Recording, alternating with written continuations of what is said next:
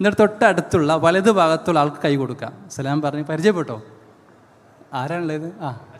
കൊടുക്കുക. എന്നിട്ട് ഇടത്തെ ഭാഗത്തെ കൈ കൊടുക്കുക. ഒരു വലിയ സുന്നത്താണ് സുഹൃത്തുക്കൾ, വലിയ സുന്നത്താണ്. കൈ കൊടുക്കുന്ന സമയത്ത് മലക്കുകൾ നമുക്ക് വേണ്ടി പ്രാർത്ഥിക്കുന്നു. അല്ലാഹു മഗ്ഫിർ ലഹും, നമുക്ക് വേണ്ടി പാപമോചനത്തിന് വേണ്ടി പ്രാർത്ഥിക്കുന്നു. ഇൻഷാ അല്ലാഹ്. ഇനി ഇരിക്കുക.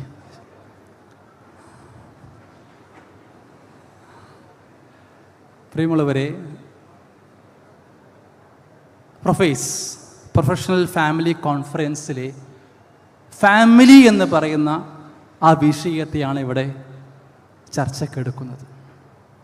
ഫാമിലി എന്ന് കേൾക്കുമ്പോൾ ചില ആളുകൾക്ക് പറയാനുണ്ടാവുക നല്ല സന്തോഷകരമായ ആനന്ദകരമായ കുറേ നിമിഷങ്ങൾ ഇങ്ങനെ മനസ്സിലേക്കാണ് വരും. എന്നാൽ ചില ആളുകൾക്ക് അങ്ങേയറ്റം മനസ്സിന് ഇടുക്കം തോന്നുന്ന, ഒരു കുടുസ തോന്നുന്ന, പ്രയാസമുള്ള, പ്രതിസന്ധികൾ നിറഞ്ഞൊരു വല്ലാത്തൊരു ആശങ്കകൾ നിറഞ്ഞ മനസ്സായിരിക്കും അവർക്ക് ഉണ്ടാവുക. എന്നാൽ ചിലർക്ക് ഒരു മിക്സഡ് ഫീലിംഗ് ആണ്. കുഴപ്പമൊന്നുമില്ല, അങ്ങനെ പോണു, തട്ടിമുട്ടി അങ്ങനെ പോണു. എന്നാലോ സന്തോഷകരമെന്ന് ചോദിച്ചാൽ അങ്ങനെ പോണു, എന്നാലോ അത്രക്കൊന്നും പോരാ, ഒന്നുകൂടെയൊക്കെ നന്നാവണം എന്ന് ചിന്തിക്കുന്ന തരത്തിലേക്ക് ഒരു മൂന്നാമത്തെ വിഭാഗം ഇതിലുണ്ട്. അപ്പോൾ നമ്മുടെ മനസ്സുകളിലുള്ള നേരത്തെ പറഞ്ഞ നീറുന്ന പ്രശ്നങ്ങൾക്ക് ഒരു പരിഹാരം കാണാൻ ശ്രമിക്കുകയാണ് ഈ സെഷനിലൂടെ നമ്മൾ ചെയ്യുന്നത്.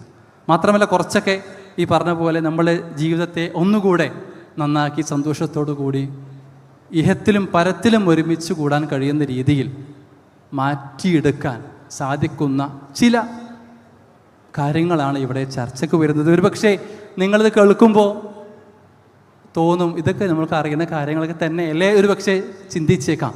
പക്ഷേ നമുക്കറിയാം ചില കാര്യങ്ങൾക്ക് എന്തുണ്ട് വെച്ചാൽ ഓർമ്മപ്പെടുത്തൽ ആവശ്യമായി വരുന്നുണ്ട്. അതുകൊണ്ട് തന്നെ രണ്ടും ഇൻഷാ അല്ലാഹ് ഇവിടെ നിന്ന് ശ്രവിക്കാം. ചിലതൊക്കെ പുതിയ വിഷയങ്ങൾ നിങ്ങൾ കേൾക്കാൻ പറ്റും, അതേപോലെ തന്നെ ചില ഓർമ്മപ്പെടുത്തലുകൾ ആവശ്യമായി വരും എന്നതുകൊണ്ട് തന്നെ ഈ സെഷൻ എന്തുകൊണ്ടും പ്രാധാന്യമുള്ളതാണ്. ഈ സെഷനിലേക്ക് ഇവിടെ എത്തിച്ചേർന്നിട്ടുള്ളത് നമുക്കെല്ലാവർക്കും സുപരിചിതനായ പീസ് റേഡിയോ CEO, അതുപോലെ സുല്ലി മുസ്ലിം അറബി കോളേജിലെ പ്രൊഫസർ കൂടിയായ പ്രൊഫസർ ഹാരിസ് ബിൻ സലീം അവറുകളാണ്. അദ്ദേഹത്തെ ഈ വേദിയിലേക്ക് ക്ഷണിക്കുന്നു, സ്വാഗതം ചെയ്യുന്നു. അതുകൊണ്ട് സുഹൃത്തുക്കൾ, നമ്മൾ നേരെ വിഷയത്തിലേക്ക് കടക്കുകയാണ്. ഇതുമായി ബന്ധപ്പെട്ട് നിങ്ങൾക്കുള്ള സംശയങ്ങൾ, ഇൻഷാ അല്ലാഹ് നിങ്ങളുടെ പ്രതിസന്ധികൾ, ആശങ്കകൾ, എൻ്റെ നിങ്ങളുടെ മനസ്സ് നീറുന്ന പ്രശ്നങ്ങൾ ഇൻഷാ അല്ലാഹ് ഈ സ്ക്രീനിൽ കാണുന്ന നമ്പറിലേക്ക് നിങ്ങൾ എന്ത് ചെയ്യുക, നിങ്ങൾക്ക് അയക്കാവുന്നതാണ്. വളരെ ഇൻറ്ററാക്റ്റീവായുള്ള സെഷനായിരിക്കും ഇതിലുണ്ടാവുക. തീർച്ചയായും നിങ്ങൾക്ക് ചോദിക്കാനുള്ള അവസരങ്ങളുണ്ടാകും. അത് മാക്സിമം ഇവിടെ ഉപയോഗപ്പെടുത്തണമെന്ന് കൂടെ പറഞ്ഞുകൊണ്ട് ആമുഖ സംസാരത്തിനായി പ്രൊഫസർ ഹാരിസ് ബിൻ സലീമിനെ വളരെ സ്നേഹപൂർവ്വം ക്ഷണിച്ചുകൊള്ളുന്നു. അസ്സലാമു അലൈക്കും വറഹ്മത്തുള്ളാഹി. ബിസ്മില്ലാഹിർ റഹ്മാനിർ റഹീം. അൽഹംദുലില്ലാഹ് ഹംദൻ കസീറൻ ത്വയ്യിബൻ മുബാറകൻ ഫീഹി വസല്ലല്ലാഹു അലാ മുഹമ്മദിൻ വഅലാ ആലിഹി വഅസ്ഹാബിഹി അജ്മഈൻ. അമ്മാ ബഅദ്. പ്രിയമുള്ള സഹോദരങ്ങളെ, വീണ്ടും ഒരു പ്രൊഫൈസിൽ നമ്മളെല്ലാവരും ഒരുമിച്ച് കൂടിയിരിക്കുകയാണ്. നമ്മൾ പ്രൊഫഷണൽസ് ആണെങ്കിലും ഓഫീസേഴ്സ് ആണെങ്കിലും ഒക്കെ നമ്മളിങ്ങനെ വളരെ ഒന്ന് ടൈറ്റായിട്ടാണ് ഇങ്ങനെ ഇരിക്കുക. ഒന്ന് റിലാക്സ് ചെയ്തിരിക്കാൻ കിട്ടിയ ഒരു ദിവസമായിട്ട് നിങ്ങൾ ഈ ദിവസത്തെ കാണണമെന്നാണ് എനിക്ക് ആമുഖമായിട്ട് പറയാറുള്ളത്. കാരണം വളരെ റിലാക്സ് ചെയ്തിരുന്ന് ചർച്ച ചെയ്യേണ്ട ഒരു വിഷയമാണ് നമ്മൾ ചർച്ചയ്ക്ക് എടുത്തിരിക്കുന്നത്. അപ്പോൾ സാധാരണ നമ്മുടെ താഴെയുള്ള കീഴുദ്യോഗസ്ഥന്മാരും ആളുകളൊക്കെ വരുമ്പോൾ നമ്മളൊന്ന് ബലം പിടിച്ചാണ് എപ്പോഴും നമ്മളൊക്കെ ജീവിതത്തിൽ ഇരിക്കുക. ഒന്ന് റിലാക്സ് ചെയ്ത് എല്ലാവരും ഇരുന്നാൽ ഇൻഷാ അല്ലാഹ് നമുക്ക് ഒന്ന് വിശാലമായി ഒന്ന് മനസ്സ് തുറന്ന് ചിന്തിക്കേണ്ട ഒരു സമയമാണിപ്പോൾ. ഒരു മാനസികമായൊരു ഉല്ലാസമില്ലാതെ മനുഷ്യന് ജീവിതത്തിൽ മുന്നോട്ട് പോകാൻ ഒരിക്കലും പറ്റില്ല. ഒരു പക്ഷേ തിരക്ക് പിടിച്ച ജീവിതത്തിൽ നിങ്ങളൊക്കെ അനുഭവിച്ചൊരു കാര്യമായിരിക്കും. എന്താണ് മനസ്സിനൊരു റിലാക്സേഷൻ കിട്ടാൻ, ഒരു എൻ്റർടൈൻമെൻറ്റ് കിട്ടാൻ എന്ത് ചെയ്യും എന്ന് പലപ്പോഴും നമ്മളൊക്കെ ആലോചിക്കുന്നുണ്ടായിരിക്കും. ഈ ഒഴിവ് സമയം നമുക്ക് ഉപയോഗപ്പെടുത്താൻ കഴിയുന്നില്ല എന്നതിലുപരി ഒരു മാനസിക ഉല്ലാസമില്ല എന്നുണ്ടെങ്കിൽ നമ്മൾ നിലവിൽ ചെയ്യുന്ന ജോലികൾ പോലും നമുക്ക് ഏകാഗ്രതയോടുകൂടെയും ഫലപ്രദമായും ചെയ്യാൻ നമുക്ക് കഴിയില്ല. അപ്പോൾ നിങ്ങളുടെയൊക്കെ സഹപ്രവർത്തകന്മാരായ ആളുകളൊക്കെ ചിലപ്പോൾ റിലാക്സേഷന് വേണ്ടി മ്യൂസിക് കേൾക്കുന്ന ആളുകളുണ്ടായിരിക്കും, പോൺ സൈറ്റ് കാണുന്ന ആളുകളുണ്ടായിരിക്കും, ചിലപ്പോൾ എന്തെങ്കിലും അവിഹിതമായ ബന്ധങ്ങളിൽ ഏർപ്പെടുന്ന ആളുകളുണ്ടായിരിക്കും, ചാറ്റ് ചെയ്യുന്ന ആളുകളുണ്ടായിരിക്കും, സിനിമ കാണുന്ന ആളുകളുണ്ടായിരിക്കും. പക്ഷേ ഇത്തരം ആസ്വാദനങ്ങൾക്കൊക്കെ ഉള്ളൊരു പ്രശ്നം അവർക്ക് തന്നെ അറിയാം. കാരണം ശരിയായ ആസ്വാദനങ്ങൾക്ക് പോലും ക്ഷീണവും മടുപ്പുമുള്ളതാണ് ഈ ലോകം. ഈ സ്വർഗത്തെക്കുറിച്ച് പറയുമ്പോൾ സ്വർഗത്തിൽ ഒരിക്കലും മടുപ്പില്ല എന്നുള്ളതാണ്. ലാ യബ്ഗൂന അൻഹാ ഹിബല. എത്ര തന്നെ ആസ്വദിച്ചാലും നമുക്ക് എന്ത് ചെയ്യില്ല, മടുപ്പ് വരില്ല. മടുപ്പില്ലാതെ നമ്മൾ അനുഭവിക്കും, ആസ്വദിക്കുന്നു. അതേപോലെ സ്വർഗത്തിലെ സുഖങ്ങൾ എത്ര അനുഭവിച്ചാലും ക്ഷീണിക്കൂല. അവിടെയാണ് സ്വർഗത്തിൽ ഉറക്കില്ലാത്തത്. സ്വർഗത്തിൽ ഉറക്കില്ല, അത് ക്ഷീണമില്ലാത്തത് കൊണ്ടാണ്. ക്ഷീണമല്ല, അതേപോലെ മടുപ്പില്ല. അങ്ങനെ മടുപ്പില്ലാത്ത, ക്ഷീണമില്ലാത്ത ഒരു മാനസിക ഉല്ലാസം ഒരു പക്ഷേ ഇവിടെ സാധ്യമാവില്ല. ഇനി അങ്ങനെ സാധ്യമാകുന്നുണ്ടെങ്കിൽ അത് നമ്മുടെ കുടുംബം മാത്രമാണ്. അതുകൊണ്ട് നിങ്ങൾക്ക് ആർക്കെങ്കിലും നിങ്ങളുടെ എപ്പോഴെങ്കിലും ഒരു ഒഴിവ് സമയം കിട്ടുമ്പോൾ, അല്ലെങ്കിൽ മനസ്സൊന്ന് മുഷിഞ്ചിരിക്കുമ്പോൾ, നിങ്ങൾക്ക് നിങ്ങളുടെ ഇണയെ, നിങ്ങളുടെ ഭാര്യയെ, ഭർത്താവിനെ ഓർമ്മ വരികയും അവരിലൂടെ ആ മാനസിക ഉല്ലാസം സാധ്യമാവുകയും ചെയ്യുന്നില്ല എങ്കിൽ നമ്മുടെ കുടുംബജീവിതം പരാജയമാണെന്നാണ് അർത്ഥം. നമ്മൾ എത്ര തന്നെ വാദിച്ച് ജയിക്കാൻ ശ്രമിച്ചാലും നിങ്ങളുടെ ഫാമിലി ഫെയിലിയറാണ്, അതിൽ യാതൊരു സംശയവും. അതുകൊണ്ട് എനിക്ക് നിങ്ങളോട് പറയാനുള്ളൊരു കാര്യം, നിങ്ങളുടെ ജീവിതത്തിൻ്റെ ഏറ്റവും വലിയ ആസ്വാദനമായി നിങ്ങൾ സ്വീകരിക്കേണ്ടത് നിങ്ങളുടെ ജോലിയല്ല. പല ആളുകളും ജോലി ആയിരിക്കും ഒരു ആസ്വാദനമായി സ്വീകരിക്കും, അതല്ലെങ്കിൽ മറ്റെന്തെങ്കിലും അവിഹിതങ്ങളായിട്ടുള്ള തെറ്റായ കാര്യങ്ങളല്ല. മറിച്ച് നിങ്ങൾക്ക് നിങ്ങളുടെ ഫാമിലിയെ ഏറ്റവും നന്നായി എൻജോയ് ചെയ്യാൻ പറ്റണം. അത് ഞാൻ വെറുതെ പറയണതല്ല, അത് സാധ്യമാണ്. നമുക്കൊരു മിനിറ്റ് കാണാതിരിക്കാൻ പറ്റാത്ത വിധം നമ്മൾ ബന്ധിതമാണ് പരസ്പരം, ഭാര്യ ഭർത്താക്കന്മാരെന്ന് പറഞ്ഞ്. അത് നിങ്ങൾക്ക് മനസ്സിലാകാൻ വേണ്ടി ഞാൻ പറഞ്ഞുതരാം. ഇപ്പോൾ മാനസിക ഉല്ലാസങ്ങൾക്ക് വേണ്ടി അവിഹിതമായി ആളുകൾ സ്വീകരിക്കുന്ന ഏറ്റവും വലിയ മാർഗം എന്ന് പറഞ്ഞാൽ ആണും പെണ്ണും തമ്മിലുള്ള റിലേഷനാണ്. അതിലാണ് എല്ലാവരും ആസ്വാദനങ്ങൾ കണ്ടെത്തുന്നത്. അതായത് ഒരു പെണ്ണിനോട് സംസാരിക്കുമ്പോൾ, ഒരു ആണിനോട് സംസാരിക്കുമ്പോൾ, ചാറ്റ് ചെയ്യുമ്പോൾ, ബന്ധപ്പെടുമ്പോൾ, ഏതെങ്കിലും തരത്തിലുള്ള ബന്ധങ്ങളാണ് ഒരാൾക്ക് ഏറ്റവും ആസ്വാദനം നൽകുന്നത്. അതുകൊണ്ട് ഇന്ന് ലോകത്തെ ഏറ്റവും വലിയ വരുമാനം എന്ന് പറഞ്ഞാൽ പോൺ സൈറ്റുകളാണ്. കാരണം പോൺ സൈറ്റിലാണ് ആളുകൾ ഒരു വലിയ സമയം വരെയും അതിലാണ്. ഈ ലൈംഗികമായ വൈകാരികമായ ചിന്തകൾ മനുഷ്യൻ്റെ പ്രകൃതിപരമായ ഒരാവശ്യമാണ്. അതുകൊണ്ട് തന്നെ അത് നിർവഹിക്കുന്നതിലൂടെ തന്നെയാണ് ഏറ്റവും വലിയ ആസ്വാദനം കിട്ടുക. ഏറ്റവും വലിയ ആസ്വാദനം കിട്ടുക. നമുക്ക് വാപ്പുണ്ട്, ഉമ്മുണ്ട്, മക്കളുണ്ട്, സുഹൃത്തുക്കളുണ്ട്, ഒക്കെ ഉണ്ട്. പക്ഷെ അവിടെയൊന്നും നമുക്ക് ലൈംഗികമായ ഒരു താല്പര്യത്തിനോ ബന്ധത്തിനോ അവസരമില്ല. അതുകൊണ്ട് ആ ബന്ധങ്ങൾക്കൊക്കെ പരിമിതികളുണ്ട്. അതൊക്കെ നമ്മുടെ ആവശ്യങ്ങൾക്കനുസരിച്ചും നമ്മുടെ മറ്റ് സാഹചര്യങ്ങൾക്കും അനുസരിച്ചുള്ളതാണ്. പക്ഷേ ഭാര്യ ഭർത്തൃ ബന്ധം പറഞ്ഞാൽ അങ്ങനെയല്ല. തികച്ചും നമ്മളത് ഉൾക്കൊണ്ട് കഴിഞ്ഞാൽ, ഒരു സ്ത്രീയിൽ ഒരു പുരുഷൻ്റെ ശ്രദ്ധ കേന്ദ്രീകരിക്കുമ്പോൾ, ഒരു പുരുഷനിൽ ഒരു സ്ത്രീയുടെ ശ്രദ്ധ കേന്ദ്രീകരിക്കുമ്പോൾ ജീവിതം മുഴുവനും അതായിരിക്കും എന്നുള്ളതാണ്.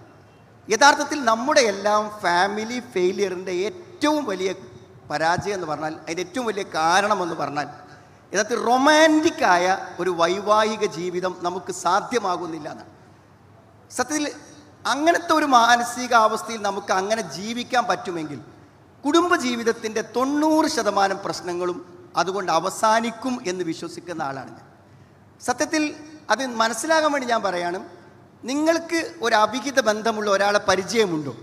നിങ്ങളുടെ സുഹൃത്തായിട്ട് ഒരാളുടെ, ഒരു സ്ഥിരമായിട്ടൊരു സ്ത്രീയെയോ ഒരു പുരുഷനെയോ അവിഹിതമായി എപ്പോഴും ബന്ധപ്പെട്ടുകൊണ്ടിരിക്കുന്ന ഒരാളെ നിങ്ങൾക്ക് പരിചയമുണ്ടെങ്കിൽ അയാളെ നിങ്ങളൊരു ഉദാഹരണമായിട്ട് എടുക്കും. അയാൾ എല്ലാ സമയത്തും ജനലക്ഷങ്ങൾ ഡൗൺലോഡ് ചെയ്ത അയാൾ എല്ലാ സമയത്തും അവൾക്ക് ചാറ്റ് ചെയ്തുകൊണ്ടിരിക്കും. അവളെക്കുറിച്ച് ചിന്ത ഉണ്ടാവുള്ളൂ. അയാളെ ഫോൺ എപ്പോഴും എൻഗേജ്ഡ് ആയിരിക്കും. അയാൾക്ക് എത്ര മണിക്കൂർ വേണമെങ്കിലും അയാൾ സംസാരിക്കാൻ പറ്റും. അയാൾക്ക് അവളെ കണ്ടുകൊണ്ടിരിക്കണം. അവളുടെ വസ്ത്രത്തെക്കുറിച്ച്, ഭംഗിയെക്കുറിച്ച്, കണ്ണിനെക്കുറിച്ച്, സൗന്ദര്യത്തെക്കുറിച്ച് അയാൾ പറഞ്ഞുകൊണ്ടേയിരിക്കും. അവിഹിത ബന്ധങ്ങളിൽ അത് മാത്രമേ നടക്കുന്നുള്ളൂ. എന്നാൽ നോക്കൂ, നിങ്ങളൊരു ഭാര്യ ഭർത്തൃ ബന്ധത്തിൽ യഥാർത്ഥത്തിൽ അങ്ങനെ നടക്കുന്നുണ്ടോ? ഞാൻ ചിലപ്പോൾ ഉദാഹരണമായി പറയും, നിങ്ങൾ വല്ല പാർക്കിലോ അല്ലെങ്കിൽ റിസോർട്ടിലൊക്കെ ചെന്നാൽ അവിടെ ഒരു വലിയ പ്രായമൊന്നുമില്ലാത്ത ഒരു യുവതിയും യുവാവും പരസ്യമായി വല്ലാതെ അവരങ്ങോട്ടും ഇങ്ങോട്ടും ശൃംഗരിക്കുന്നതും സഹകരിക്കുന്നതും മടിയിൽ കിടക്കുന്നതും തലോടുന്നതും കിസ് ചെയ്യുന്നതൊക്കെ കണ്ടാൽ നിങ്ങളെന്താ പറയാം? അവർ ഭാര്യ ഭർത്താക്കന്മാരാകാൻ സാധ്യതയല്ല എന്ന് പറയില്ലേ? സാധാരണ നമ്മുടെ ഒരു കൺസെപ്റ്റാണ്. ഭാര്യ ഭർത്താക്കന്മാരാണെങ്കിൽ അങ്ങനെയൊന്നും ഉണ്ടാവില്ല എന്നാണ് ഞാൻ പറഞ്ഞത്. ഈ രൂപത്തിലുള്ള ഒരു പെരുമാറ്റം നമുക്ക് നമ്മുടെ ഭാര്യയോടും ഭർത്താവിനോടും എല്ലാ നിലക്കുള്ള സെക്സും അതിൽ നടക്കുന്നുള്ളതാണ്. വെറും ശാരീരിക ബന്ധം മാത്രമല്ല ഒരു സെക്സ് എന്ന് പറയുമ്പോൾ അത് മാത്രമല്ല, എല്ലാം ഒരു പക്ഷേ സെക്സിൽ തെറി പറയുമ്പോൾ പോലും അതിലൊരു ആനന്ദം അത് കാണുന്ന ആളുകൾ കണ്ടെത്തുന്നുണ്ട്, കാഴ്ചയിൽ കാണുന്നുണ്ട്, ഒരു സ്പർശനത്തിൽ കാണുന്നുണ്ട്, എല്ലാത്തിലും കാണുന്നുണ്ട്.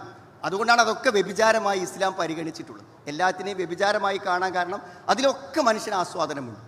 ഞാൻ പറയാം, യഥാർത്ഥത്തിൽ റൊമാൻറ്റിക്കായ ഒരു ലൈഫ് നിങ്ങളുടെ ദാമ്പത്യത്തിലുണ്ടെങ്കിൽ അതിൻ്റെ ലക്ഷണം ഞാൻ പറയാം. നിങ്ങൾക്ക് മാത്രമായൊരു ഭാഷയുണ്ടാവും. നിങ്ങളുടെ മക്കൾക്ക് മനസ്സിലാകാത്ത, മാതാപിതാക്കൾക്ക് മനസ്സിലാകാത്ത ഒരു ലാംഗ്വേജ് നിങ്ങൾക്ക് കമ്മ്യൂണിക്കേഷൻ ഉണ്ടാകും. നിങ്ങൾക്ക് സ്പെഷ്യലായ ചില പദങ്ങളുണ്ടായിരിക്കും. ആ പദങ്ങൾ വെച്ചാണ് നിങ്ങൾ ഭാര്യയെ വിളിക്കുക. ആ പദങ്ങൾ വെച്ചാണ് അവളെ നിങ്ങൾ തിരിച്ചു പറയാം. സുഹൃത്തുക്കളെ, ഇങ്ങനെ ജീവിക്കാൻ പറ്റുമെങ്കിൽ ജീവിതത്തിൽ ഒരു പ്രശ്നമല്ല.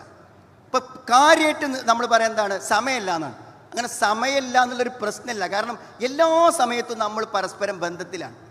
നമ്മൾ ജോലിയിലാണെങ്കിലും വീട്ടിലാണെങ്കിലും നമ്മൾ യാത്രയിലാണെങ്കിലും എല്ലാം നമ്മുടെ മനസ്സിൽ നമ്മുടെ വൈഫാണ് നിറഞ്ഞു നിൽക്കുന്നത്, നമ്മുടെ ഭർത്താവാണ് നിറഞ്ഞു നിൽക്കുന്നത്. ഏറ്റവും അധികം നമ്മൾ ഉപയോഗിക്കുന്ന വാട്സപ്പ് വൈഫിൻ്റെ വാട്സപ്പാണ്. ഏറ്റവും അധികം അവൾ ഉപയോഗിക്കുന്ന വാട്സപ്പ് നമ്മുടെ വാട്സപ്പാണ്. ഇങ്ങനത്തെ ഒരു റിലേഷൻ ഉണ്ടെങ്കിൽ അത് എല്ലാത്തിനെയും അതിജീവിക്കും. അത് നിങ്ങൾക്ക് ഉദാഹരണം പറഞ്ഞതിൻ്റെ ആവശ്യമില്ല. നിങ്ങൾ നോക്ക്, നിങ്ങളുടെ മകൾക്കോ അല്ലെങ്കിൽ നിങ്ങളുടെ മകനോ ഒരു പ്രേമമുണ്ടെങ്കിൽ അവർക്ക് തമ്മിൽ ഒന്നിച്ചു ചേരാൻ എന്തെങ്കിലും തടസ്സമുണ്ടോ? വാപ്പ തടസ്സമാണോ, ഉമ്മ തടസ്സമാണോ, മതം തടസ്സമാണോ? ഒന്നും തടസ്സമല്ല. എല്ലാ പ്രതിസന്ധികളെയും അതിജീവിച്ച് അവർ ഒന്നിച്ചിറങ്ങിപ്പോകും. അതാണ് ആൺ പെൺ ബന്ധമെന്ന് പറഞ്ഞത്. അപ്പം നമ്മളും ഭാര്യയും തമ്മിൽ അങ്ങനത്തെ ഒരു ബന്ധമുണ്ടെങ്കിൽ നിങ്ങൾക്ക് എന്ത് പ്രശ്നമുള്ളത്? അവൾക്ക് എന്ത് പരാതിയാണുള്ളത്? എന്ത് പ്രശ്നവും നമ്മൾ പരിഹരിച്ചിരിക്കും.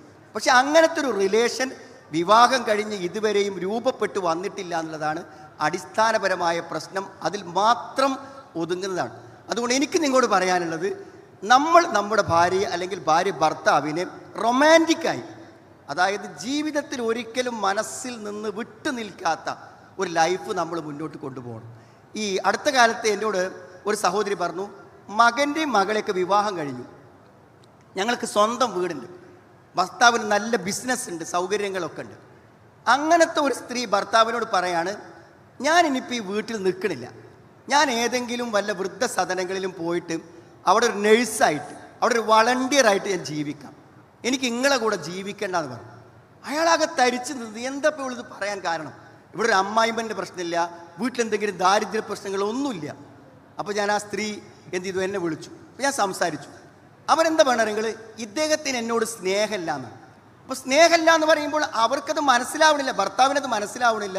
എന്താണ് ഈ സ്നേഹം? യഥാർത്ഥത്തിൽ ഇത്തരത്തിലുള്ള റൊമാൻറ്റിക്കായ ഒരു പെരുമാറ്റം ഭാര്യയോട് പെരുമാറാതെ അവർക്കൊരിക്കലും സ്നേഹം അനുഭവിക്കാൻ പറ്റില്ല. നമ്മുടെ നോട്ടത്തിലും സംസാരത്തിലും. എന്തിനാണ് ഇപ്പോൾ ഈ 5000-6000 ഒക്കെ രൂപയുടെ കോസ്മെറ്റിക്സ് ഉപയോഗിച്ച് ഈ സഹോദരിമാർ പുറത്തിറങ്ങണേ? എന്തിനാ? ഒരു നോട്ടത്തിന് വേണ്ടിയാണ്. ഒരു നോട്ടത്തിന് വേണ്ടി, മറ്റൊരുത്തൻ്റെ കണ്ണിൽ നിന്ന് പതിയുന്ന ഒരു നോട്ടത്തിന് വേണ്ടി. ആ നോട്ടം നോക്കാൻ അവളെ സ്വന്തമാക്കിയ ഭർത്താവിന് നേരല്ല. അവളെ ഒന്ന് അണഞ്ഞൂട്ടി പിടിക്കാൻ. ഞാനിതൊരു പുതിയ ഫിലോസഫി പറയുകയാണെന്ന് നിങ്ങൾ വിചാരിക്കരുത്. ഇത് ഇസ്ലാമാണ്. അള്ളാഹുവിൻ്റെ റസൂൽ സ്വല്ലല്ലാഹു അലൈഹി വസല്ലം ഭാര്യമാരോട് അങ്ങനെയാണ് ജീവിച്ചത്. നോക്ക്, നിങ്ങൾ വലിയ അശുദ്ധി ഉണ്ടായി രാവിലെ കുളിക്കുമ്പോൾ ഒരു പാത്രത്തിൽ നിന്ന് കുളിക്കുക. ആയിഷ റളിയല്ലാഹു കുടിച്ച ആ ഗ്ലാസ്സിൽ പ്രവാചകൻ്റെ ചുണ്ട് വെച്ച അതേ സ്ഥാനത്ത് വെച്ചിട്ട് ആ വെള്ളം കുടിക്കുക. പള്ളിയിൽ നിന്ന് ആയിഷ റളിയല്ലാഹുവിൻ്റെ മടിയിലേക്ക് തല വെച്ചിട്ട്, പള്ളിയിലൊരു ഭാഗം തല മാത്രം ആയിഷ റളിയല്ലാഹുവിൻ്റെ വീട്ടിൽ മടിയിൽ, എന്നിട്ട് ആയിഷ റളിയല്ലാഹു മുടി ചീകി കൊടുക്കുക, ഒരു ചെറിയ വര വരച്ചിട്ട് ഒന്നിച്ചോടുക. ഒന്നുമെടുത്ത് പോണ സമയത്ത് പ്രവാചകൻ ഭാര്യമാരെ ചുംബിച്ചിരുന്നു എന്നാണ്. എത്രമാത്രം സന്തോഷകരമായിരിക്കും ആ പെരുമാറ്റങ്ങളും ആ ജീവൻ. നോക്കും നിങ്ങൾ, ഇതില്ലാതെ വരുമ്പോഴുള്ള പ്രശ്നം തരങ്ങൾ, ഇതിനു വേണ്ടി നമ്മൾ വേറെ വഴി തേടും. അതുകൊണ്ടാണ് വിവാഹിതരിൽ അവിഹിതങ്ങൾ സംഭവിക്കുന്നത്. അതൊരു കുടുംബ തകർച്ചയാണ്. നിങ്ങളുടെ ഭർത്താവിൻ്റെ മനസ്സിൽ മറ്റൊരു സ്ത്രീ ഉണ്ടെന്ന് അറിയുന്ന നിമിഷം ആ ഭർത്താവ് മരിച്ചു. ആ ഭർത്താവ് നമ്മുടെ മനസ്സിൽ നിന്ന് മരിച്ചുപോയി. നിങ്ങളുടെ ഭാര്യയ്ക്കൊരു അവിഹിതമുണ്ടെന്ന് നിങ്ങൾ അറിയുന്ന സമയം ആ ഭാര്യ നിങ്ങളുടെ മനസ്സിൽ നിന്ന് അസ്തമിച്ചു. അവിടെ എന്തിനാണ് ഒരു വേറെ ആൾ? ഇവിടെ ഒരു പെണ്ണ് കൂടെ രാവിലെ വരെ ഒന്നിച്ചുറങ്ങുമ്പോൾ വേറെ ഒരു പെണ്ണിന് എന്തുകൊണ്ട് ചാറ്റ് ചെയ്യുന്നു? നാം ആലോചിക്കേണ്ട കാര്യം. എന്തുകൊണ്ടാണ് ചാറ്റ് ചെയ്യണത്? നമുക്ക് ആ സ്ത്രീയിൽ നിന്ന് കിട്ടേണ്ടത് നമുക്ക് കിട്ടിയില്ല, നമ്മുടെ കൂടെ ജീവിക്കുന്ന പുരുഷനിൽ നിന്ന് കിട്ടേണ്ടത് കിട്ടിയില്ല. അതാണ് കാര്യം. നോക്ക്, നിങ്ങൾ അല്പം വൈകുമ്പോൾ നിങ്ങളുടെ ഭാര്യ വിളിക്കുന്നു, നിങ്ങൾ എവിടെ എത്തിയെന്ന്. അതെന്തിനാണ് വിളിക്കണത്? കാണാനുള്ള ആഗ്രഹം കൊണ്ടല്ല. നിങ്ങൾക്ക് എന്തെങ്കിലും അപകടങ്ങൾ പറ്റുമോ, നിങ്ങൾ സമയത്ത് വരുമോ എന്ന് വിചാരിച്ചിട്ടാണ്. എന്നാൽ പരസ്പരമായിട്ടൊരു അഫെയറുള്ള ഒരാൾ അവിടെ കാമുകിനെ വിളിക്കുന്നത് അവൾക്ക് അപകടം പറ്റുമെന്ന് വെച്ചില്ല, കാണാനുള്ള ആഗ്രഹം കൊണ്ടാണ്. മനസ്സാഗ്രഹിക്കുകയാണ്. മാറി നിൽക്കാൻ പറ്റാത്തൊരു ജീവിതം. അതുകൊണ്ട് സുഹൃത്തുക്കളെ, ഇവിടെ ആരൊക്കെ വിവാഹിതരായിരിക്കുന്നവർ എൻ്റെ മുന്നിലിരിക്കുന്നുണ്ടോ അവരോടൊക്കെ എനിക്ക് പറയാനുള്ളത്, നിങ്ങൾ അങ്ങനത്തെ ഒരു റൊമാൻറ്റിക്കായ ഒരു ലൈഫിനെ പറ്റി ഇന്ന് മുതൽ ചിന്തിക്കണം. അങ്ങനെ സംസാരിക്കാനും, വെറുതെ അടുത്ത് കിടക്കുമ്പോൾ ഭാര്യയുടെ മുഖത്തേക്ക് തന്നെ നോക്കി ഒരു 5 മിനിറ്റ് കിടക്കാൻ, ഭർത്താവിൻ്റെ മുഖത്തേക്ക് തന്നെ 5 മിനിറ്റ് കടന്നാൽ ആ നോട്ടത്തിൽ നിന്ന് ലഭിക്കുന്ന സന്ദേശങ്ങൾ ഒരു പക്ഷേ മണിക്കൂറുകളെ കൊണ്ട് നമുക്ക് പറയാൻ പറ്റാത്തതാണ്. അതുകൊണ്ട് തീർച്ചയായും അങ്ങനത്തെ ഒരു ജീവിതത്തിലേക്ക് തിരിച്ചു വന്നാൽ എല്ലാ പ്രശ്നം അവസാനിക്കും. മാത്രമല്ല, നിങ്ങൾ അത്ര ആഹ്ലാദകരമായി ജീവിക്കുമ്പോണ്ടാവുന്ന സുഖം അറിയോ, നിങ്ങളുടെ മക്കൾ വളരെ സന്തോഷവാന്മാരായിരിക്കും. അവർ നന്നായി ബുദ്ധിവികാസങ്ങൾ സംഭവിക്കും, അവർ നന്നായിട്ട് ആസ്വദിക്കും. കാരണം വാപ്പയും ഉമ്മയും അനുഭവിക്കുന്ന ആ സന്തോഷ ജീവിതമുണ്ട്, ആ സൗഹൃദം, അതിൽ ഭയങ്കരമായ ആസ്വാദനങ്ങൾ കുട്ടികൾ കണ്ടെത്തും. എന്നാൽ കരച്ചിലും ദേഷ്യപ്പെടലും വഴക്കുമാണെങ്കിൽ നിങ്ങളുടെ മക്കളുടെ മനസ്സുകൾ തകർന്നു പോകും. അവർ ക്രിമിനലുകളാകും, അവർ ജീവിതത്തിൽ ഒന്നിനും പറ്റാത്തവരാകും. അതുകൊണ്ട് അത്തരത്തിലുള്ള ഒരു ജീവിതം നമ്മുടെ വീട്ടിൽ കൊണ്ടുവരാൻ ഇന്നത്തെ പ്രൊഫൈസോടുകൂടെ നിങ്ങൾ തീരുമാനിക്കണം എന്നാണ്. ഒരവിഹിതങ്ങളിലേക്ക് പോവാതിരിക്കണമെങ്കിൽ നമുക്ക് നമ്മുടെ കൂടെയുള്ളവരെ ആസ്വദിക്കാൻ പറ്റണം. അതുകൊണ്ടാണ് ലൈംഗികമായ ഒരു മനുഷ്യൻ്റെ എന്തെല്ലാം ആഗ്രഹമുണ്ടോ അത് മുഴുവൻ ഭാര്യയിൽ ഒതുങ്ങണം എന്നാണ്. ഒരു സ്ത്രീയുടെ ഉടല് കാണാനാണോ നിങ്ങൾക്ക് ആഗ്രഹം? നിങ്ങൾ കാണേണ്ടത് നിങ്ങളുടെ ഭാര്യയുടെ ശരീരമാണ്. നിങ്ങൾക്കൊരു പെണ്ണിനോട് സംസാരിക്കുന്നതിൽ സന്തോഷമുണ്ടോ? അത് നിങ്ങളുടെ ഭാര്യയോട് സംസാരിച്ച് ലഭിക്കണം. തിരിച്ചും അങ്ങനെയാണ്. അങ്ങനെ നമുക്ക് സാധ്യമാകുന്നുവെങ്കിൽ അത് നമ്മുടെ വീട്ടിലും ദാമ്പത്യത്തിലും വലിയൊരു മാറ്റമായിരിക്കും ഉണ്ടായിരിക്കുക. ഇനി വാർദ്ധക്യമാകും തോറും കൂടുതൽ സമയം നമുക്കതിന് കിട്ടും, ഒന്നിച്ചിരിക്കാനും ഒന്നിച്ച് ജീവിക്കാനും. അതുകൊണ്ട് ഇതൊരു വലിയ ആസ്വാദനമായി കണ്ട് മുന്നോട്ട് പോകണം. ഇനി ഇത് കഴിച്ചാൽ പിന്നെ ആകെ ഞാൻ പ്രശ്നം വരുന്നത് എന്തുള്ളവർ, ഒരു ഭർത്തൃ വീട്ടിൽ ഒരു സ്ത്രീ വരുമ്പോഴുണ്ടാകുന്ന ചില പ്രശ്നങ്ങളാണ്. ഭർത്താവിൻ്റെ മാതാവും ഭർത്താവിൻ്റെ ഉമ്മയൊക്കെ ആയിട്ട്. അതിനൊറ്റ കാരണമുള്ളത് എന്താ വെച്ചാൽ, നമ്മളെങ്ങനെ അവളോട് സഹകരിക്കണമെന്ന് വിചാരിച്ചാലും ഒരു പക്ഷേ നമുക്ക് പരിമിതി ഉണ്ടാവും. നമ്മുടെ ഉമ്മനെ ഹാൻഡിൽ ചെയ്യുന്ന കാര്യത്തിൽ നമുക്ക് ചില പ്രശ്നങ്ങൾ ഉണ്ടായിരിക്കും. അതിനുള്ളൊരു പരിഹാരം എന്ന് പറഞ്ഞാൽ, ഒരു പെൺകുട്ടി പുറത്തുനിന്ന് വരുമ്പോൾ അവർക്കൊരു സ്പേസ്, ഒരു ഇടം ആ വീട്ടിലില്ല. യഥാർത്ഥത്തിൽ വിവാഹം കഴിച്ച ആൾ വേറെയാണ് താമസിക്കേണ്ടത്. പക്ഷെ നമ്മുടെ സിറ്റുവേഷനിൽ നമ്മൾ താമസിക്കുന്നിടത്തേക്ക് നമ്മൾ കൊണ്ടുവരുന്നു.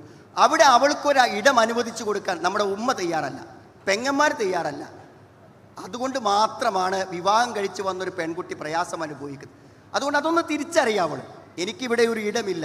ഇടമുണ്ടാക്കാൻ വേണ്ടി അവൾ തിരക്കിയാൽ, വീട്ടിലുള്ളവരെ തിരക്കിയാൽ അത് പ്രശ്നങ്ങളുണ്ടാകും. ഇടമുണ്ടാക്കാൻ വേണ്ടി ഭർത്താവ് സഹകരിച്ചാലും അത് വീട്ടിൽ കലാപങ്ങൾ ഉണ്ടാക്കും. അതൊന്ന് മനസ്സിലാക്കി പ്രവർത്തിക്കുക മാത്രമേ സാധ്യമാകുന്നുള്ളൂ. അതുകൊണ്ട് സുഹൃത്തുക്കളെ, തികച്ചും ഒരു വ്യത്യസ്തമായ ഒരു ജീവിത ശൈലിയിലേക്ക് നമ്മുടെ ദാമ്പത്യം പരിവർത്തിപ്പിക്കുകയല്ലാതെ ഇത് ആസ്വദിക്കാനും ഇത് അനുഭവിക്കാനും മറ്റു വഴികളില്ല. വല്ലദീനഹും ലിഫുറൂജിഹിം ഹാഫിളൂൻ, അവർ ഗുഹ്യസ്ഥാനങ്ങളെ സൂക്ഷിക്കും.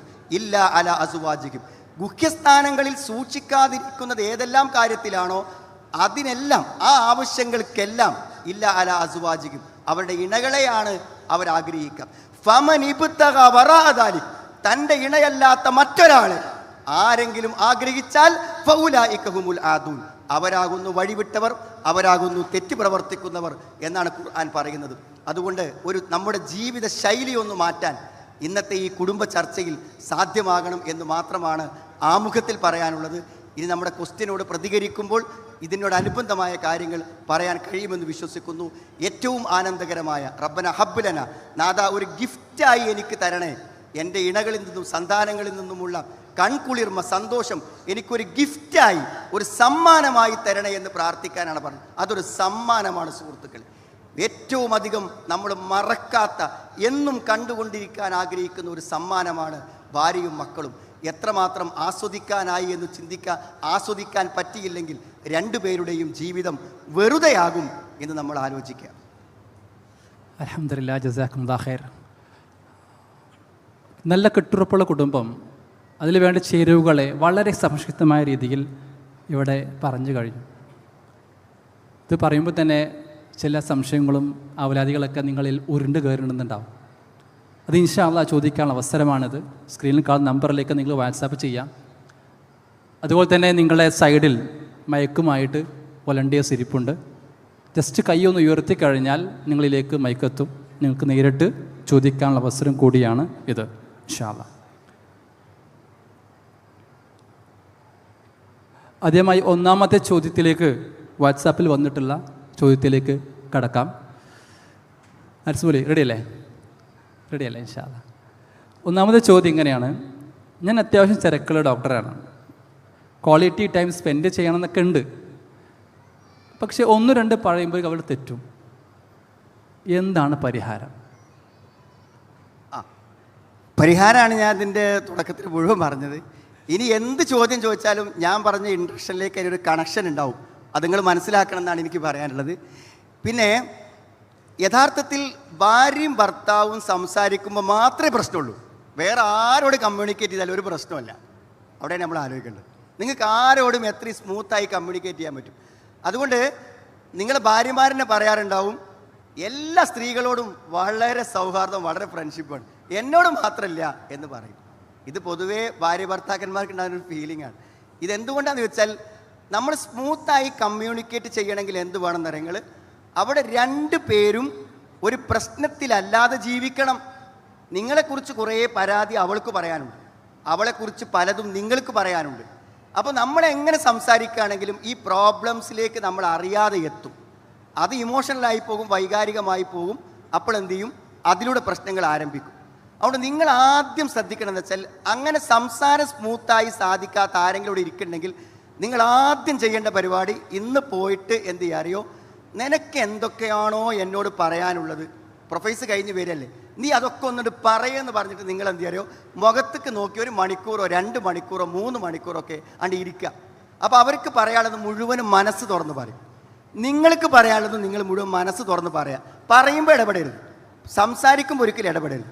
തുറന്ന് ആ പറഞ്ഞ് തീരുമ്പോൾ എന്താ അറിയോ, നമുക്ക് പരസ്പരം മനസ്സിലാകും.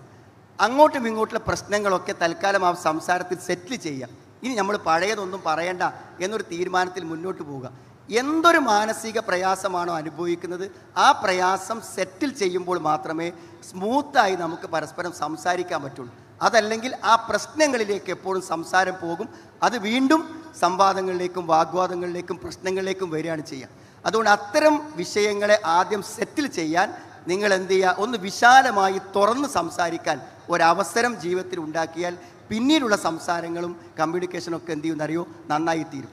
ഇനി ഒന്ന് ശ്രദ്ധിക്കുക, ഈ സംസാരം ആദ്യഘട്ടത്തിൽ നമ്മൾ സ്പീച്ച് തെറാപ്പി ഒക്കെ കൊടുക്കണ പോലെ എപ്പോഴും വഴക്കുണ്ടാക്കിയ ആൾക്കാർ ഇനി സംസാരിച്ച് തുടങ്ങണമെങ്കിൽ അതിനൊരു ചെറിയ പരിശീലനം വേണം. അതിനെനിക്ക് പറയാനുള്ളത്, ഒരിക്കലും നിങ്ങളുടെ ജീവിതവുമായി ബന്ധമില്ലാത്ത കുറച്ച് കാര്യങ്ങളൊക്കെ എന്ത് ചെയ്യുക, നിങ്ങൾ പരസ്പരം സംസാരിച്ച് നിങ്ങൾ അടിസ്ഥാനപരമായ കാര്യങ്ങളിലേക്ക് എത്തലായിരിക്കും നന്നായിരിക്കാം. പ്രശ്നങ്ങൾ സെറ്റിൽ ചെയ്ത് കഴിഞ്ഞാൽ സ്മൂത്തായിട്ടുള്ള ഒരു ആശയവിനിമയം സാധ്യമാകുമെന്നാണ് ഞാൻ മനസ്സിലാക്കുന്നത്. ഇതിൽ മറ്റൊരു ഭാഗമാണ് ആ ചോദ്യത്തിൽ, ക്വാളിറ്റി ടൈമാണ്. സമയം ഇല്ലാത്ത പ്രശ്നമാണ്. അത് എങ്ങനെ സമയം ഉണ്ടാക്കാൻ പറ്റും? സമയമില്ലാത്ത പ്രശ്നം എന്ന് പറഞ്ഞൊരു സംഗതി ഇല്ല. കാരണം ഈ ഭാര്യ ഭർത്താക്കന്മാരെന്ന് പറഞ്ഞാൽ തന്നെ അവരെല്ലാ സമയവും ഈ സൗജീയത്തെ എന്ന് പറഞ്ഞാൽ, ഇപ്പോൾ നിങ്ങൾ ഈ ബൾബ് കത്തണമെങ്കിൽ അതിന് 2 വേണ്ടതുപോലെ തന്നെ നമുക്ക് അതേപോലെ തന്നെ എല്ലാറ്റിലും എല്ലാ സമയത്തും വൈഫ് നമ്മുടെ മനസ്സിലുണ്ട്, എല്ലാ സമയത്തും ഭർത്താവ് നമ്മുടെ മനസ്സിലുണ്ട്. അപ്പോൾ നമ്മൾ ഒന്നിച്ചല്ലാത്ത സമയത്തും നമ്മൾ എന്ത് ചെയ്യുന്നുണ്ട്, ഒന്നിച്ച് പോകുന്നുണ്ട്. പിന്നെ പ്രായോഗികമായ ചില നിർദ്ദേശങ്ങൾ നമുക്ക് പറയാൻ പറ്റും. എന്ത്, ഭാര്യയ്ക്കുള്ള സമയം ഏതാണ്, അങ്ങനെ ഒരു ടൈം ഫിക്സ് ചെയ്യണം. ക്ലിനിക്കിലെ ടൈമും ഓഫീസിലെ ടൈമും ഉമ്മാക്കളുടെ ടൈമും അതേപോലെ തന്നെ സംഘടനക്കുള്ള ടൈമും നമ്മുടെ ഓർഗനൈസേഷനിലെ ടൈമും ഒക്കെ ഫിക്സ് ചെയ്ത പോലെ ഫാമിലിക്കൊരു ടൈം ഫിക്സ് ചെയ്യണം. വേറെയുള്ള ടൈമുകളൊക്കെ നിങ്ങൾ മാറ്റിയാലും ഫാമിലിക്ക് കൊടുക്കുന്ന ടൈം മാറ്റരുത്, ഒരിക്കലും മാറ്റരുത്. ആ ഫിക്സ് ചെയ്ത ചൊവ്വാഴ്ച വൈകുന്നേരമാണെങ്കിൽ ആ ചൊവ്വാഴ്ച വൈകുന്നേരം അത് ഫാമിലിക്ക് കൊടുത്തിരിക്കും. അപ്പം എന്താ പറയുക, ഒരാഴ്ച വരെ ഈ സമയം കാത്ത് അങ്ങനെ ഇരുന്നോളും. ബാക്കി സമയമില്ലാത്തതിൻ്റെ ഒരു പരാതി എന്ത് ചെയ്യും, അതുകൊണ്ട് തീരും. അതേപോലെ മക്കളുമായിട്ടൊക്കെ സഹകരിക്കാനൊക്കെ വേണ്ടി നിങ്ങൾക്ക് എന്ത് ചെയ്യാം, ഫാമിലി ടൂറുകൾ അത് എവിടെയെങ്കിലുമൊക്കെ പ്രത്യേക സമയവും ദിവസമൊക്കെ വെച്ചിട്ട് എന്ത് ചെയ്യാം, സംഘടിപ്പിക്കാൻ പറ്റും. ഇങ്ങനെ ഫിക്സഡ് ആയിട്ട് സമയം കൊടുക്കാം. അതിലുപരി എല്ലാ സമയവും അവരോടൊപ്പം ആകാൻ ശ്രദ്ധിക്കുക എന്നുള്ളതാണ് ദാമ്പത്യത്തിൽ പ്രധാനം. ശരീരം ഒന്നിച്ചില്ലെങ്കിലും മനസ്സൊന്നിച്ചുണ്ടായാലും ഒന്നിച്ചുള്ള പോലെ അനുഭവിക്കാൻ സാധ്യമാകും. ഓക്കെ, ഇനി അടുത്ത ചോദ്യം സദസ്സിൽ നിന്നാണ്. കൈകൾ ഉയർത്തിയാൽ നിങ്ങളിലേക്ക് മയക്കത്തും ഇൻഷാ അല്ലാഹ്. ഇവിടെ കൊടുക്കേ. നിങ്ങളുടെ പേരും പ്രൊഫഷനും പറയുക, എന്നിട്ട് ചോദ്യം ചോദിക്കുക.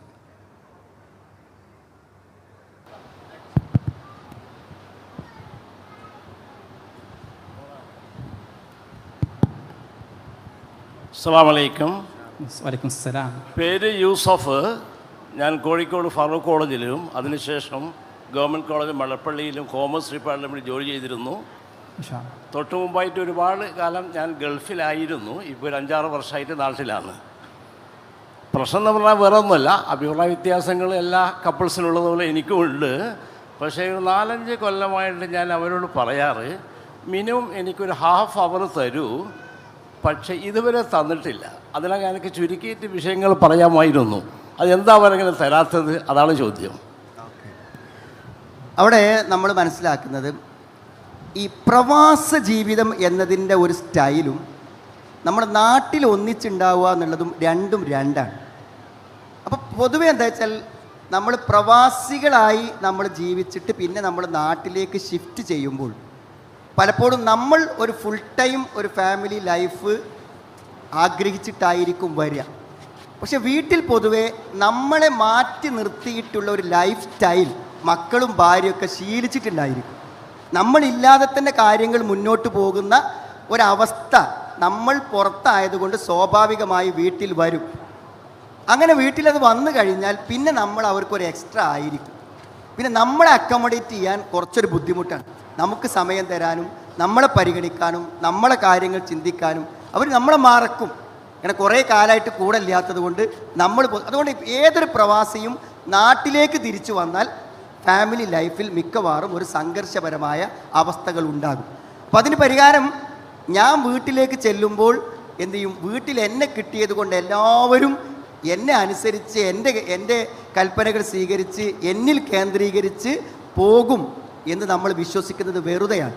അത് വളരെ ഗ്രാജ്വലി മാത്രമേ നമുക്ക് എന്ത് ചെയ്യുള്ളൂ, നമ്മളെ സെൻറ്റർ ചെയ്തുകൊണ്ടുള്ള നമ്മളെ കേന്ദ്രീകരിച്ചുള്ള ഒരു അവസ്ഥയിലേക്ക് മാറ്റിക്കൊണ്ടുവരാൻ പറ്റുള്ളൂ. അത് നമ്മൾ മനസ്സിലാക്കാതെ പെരുമാറിയാൽ അത് നമ്മൾ ഒന്നില്ലെങ്കിൽ പ്രവാസത്തിലേക്ക് തന്നെ തിരിച്ചു പോയി കിട്ടിയെങ്കിൽ അല്ലെങ്കിൽ നമ്മൾ മരിച്ചു പോയി കിട്ടിയെങ്കിൽ എന്ന് വരെ അവരെന്ത് ചെയ്യും, മനസ്സുകൊണ്ട് ആഗ്രഹിച്ചു പോകും. കാരണം അത്ര ബുദ്ധിമുട്ടായിരിക്കും നമ്മളവിടെ നിലനിർത്തൽ. അതുകൊണ്ട് ആ സാഹചര്യം പരിഗണിച്ച് പതുക്കെ നമ്മൾ ആ കുടുംബത്തിൻ്റെ ഭാഗമായി വരുമ്പോൾ തീർച്ചയായും സമയം കിട്ടും. പിന്നെ ഞാൻ എപ്പോഴും ചിന്തിക്കുന്നത്, നമ്മൾക്ക് ഭാര്യയെ ആവശ്യമുണ്ടെങ്കിൽ ഭാര്യയ്ക്ക് നമ്മെയും ആവശ്യമുണ്ടാകും. പക്ഷെ പലപ്പോഴും പുരുഷന്മാരെ സംബന്ധിച്ചിടത്തോളം അവരുടെ കാര്യങ്ങൾ നടന്നു പോകാൻ ഞാൻ ഈ പറഞ്ഞ കാര്യങ്ങളൊന്നും വേണ്ട. കാരണം അവരുടെ സെക്സ് ആണെങ്കിലും ആവശ്യമാണെങ്കിലും എല്ലാം നടന്നു പോകും. പക്ഷെ സ്ത്രീകളെ സംബന്ധിച്ചിടത്തോളം അവരുടെ കാര്യങ്ങൾ നടന്നു പോകണമെങ്കിൽ നമ്മൾ പ്രത്യേകമായൊരു കെയർ അവർക്ക് കൊടുക്കുക തന്നെ വേണം. അപ്പോൾ അതുകൊണ്ട് നമ്മൾ അവരെ കുറച്ചും കൂടി പരിഗണിച്ച് അവർക്ക് നമ്മളില്ലാതെ പറ്റാത്ത ഒരവസ്ഥയിലേക്ക് നമ്മുടെ ബന്ധങ്ങളെയും നമ്മുടെ പെരുമാറ്റങ്ങളെയും ക്രമീകരിച്ച് കൊണ്ടുവരിക എന്നല്ലാതെ നമ്മൾ വെറുതെ എനിക്ക് അരമണിക്കൂർ വേണം 1 മണിക്കൂർ വേണം എന്ന് ഫിക്സ് ചെയ്ത് ചോദിക്കുന്നത് കൊണ്ട് മാത്രം അത് ലഭിക്കാൻ സാധ്യമല്ല. അല്പം മനഃശാസ്ത്രപരമായി നമ്മൾ പെരുമാറിയാൽ മാറ്റിയെടുക്കാൻ കഴിയുമെന്നാണ് ഞാൻ വിശ്വസിക്കുന്നത്. അതിന് കൂടെ എനിക്ക് ആഡ് ചെയ്യാൻ തോന്നിയൊരു സംഗതി, നമ്മളിപ്പോൾ പലപ്പോഴും നല്ല തിരക്കിലാണ്. പക്ഷേ നമ്മൾ തിടുക്കട് തീരുമാനമായിട്ട് തോന്നുന്നത് 3 നേരം ഭക്ഷണം കഴിക്കണ്ടല്ലോ, ഒരു നേരെങ്കിലും എന്ത് ചെയ്യുക, ഭാര്യൻ്റെ കൂടെ കുട്ടികളുടെ കൂടെ കഴിക്കുന്ന സാഹചര്യം ഉണ്ടാവുക എന്നുള്ളത് നല്ലൊരു സമയമാണ്. കാരണം ആ ഉണ്ടാകുന്ന 10-15 മിനിറ്റ് നല്ലൊരു അറ്റൻറ്റീവായിട്ട് ക്വാളിറ്റി ആയിട്ട് നമുക്കത് സ്പെൻഡ് ചെയ്യാൻ പറ്റും. ഇപ്പോൾ നേരത്തെ ടൂറിനെ കുറിച്ച് പറയണ്ടായി. ഈ ടൂറ് പോകണം, എല്ലാ ആഴ്ചയിലും ഒരു മാസം ടൂറ് പോകണം എന്നില്ല. നിങ്ങൾ അറ്റൻഡ് ചെയ്യുന്ന ആഴ്ചയിലൊക്കെ അല്ലെങ്കിൽ മാസം അറ്റൻഡ് ചെയ്യുന്ന CMEകൾ വർക്ക്ഷോപ്പുകൾ അതിനൊക്കെ കൂടെ കൂട്ടി കൊണ്ടുപോവാം. എന്നിട്ട് തൽക്കാലം ഹോട്ടലിൽ നിൽക്കട്ടെ, 8-6 മണിക്കൂർ നിന്നാൽ ബാക്കി യാത്രാ സമയം ഉണ്ടല്ലോ, അത്രയും സമയം നിങ്ങൾക്ക് കിട്ടുമല്ലോ. അതേപോലെ നിങ്ങളിപ്പോൾ ജോലി കഴിഞ്ഞ് തിരിച്ച് വരുമ്പോൾ സ്വാഭാവികമായിട്ട് ചെറിയ പണിയിൽ നിന്നുണ്ടാവും, ഭാര്യ എയർപോർട്ടിൽ കൊണ്ടിരിക്കുന്നുണ്ടാവും.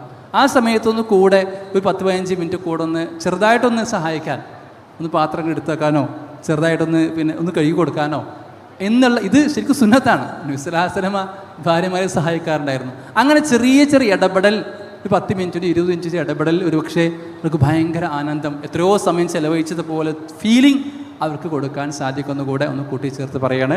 അടുത്ത ചോദ്യം ഒരു കാര്യം ഞാൻ അതിൻ്റെ കൂടെ പറയാം. ആണുങ്ങളെ സംബന്ധിച്ചിടത്തോളം 2 സമയത്താണ് നിങ്ങളുടെ ഭാര്യമാർ ഏറ്റവും തിരക്കിലുണ്ടാവുക. ഒന്ന് രാവിലെ സമയം, എല്ലാവർക്കും രാവിലത്തെ ഫുഡ്.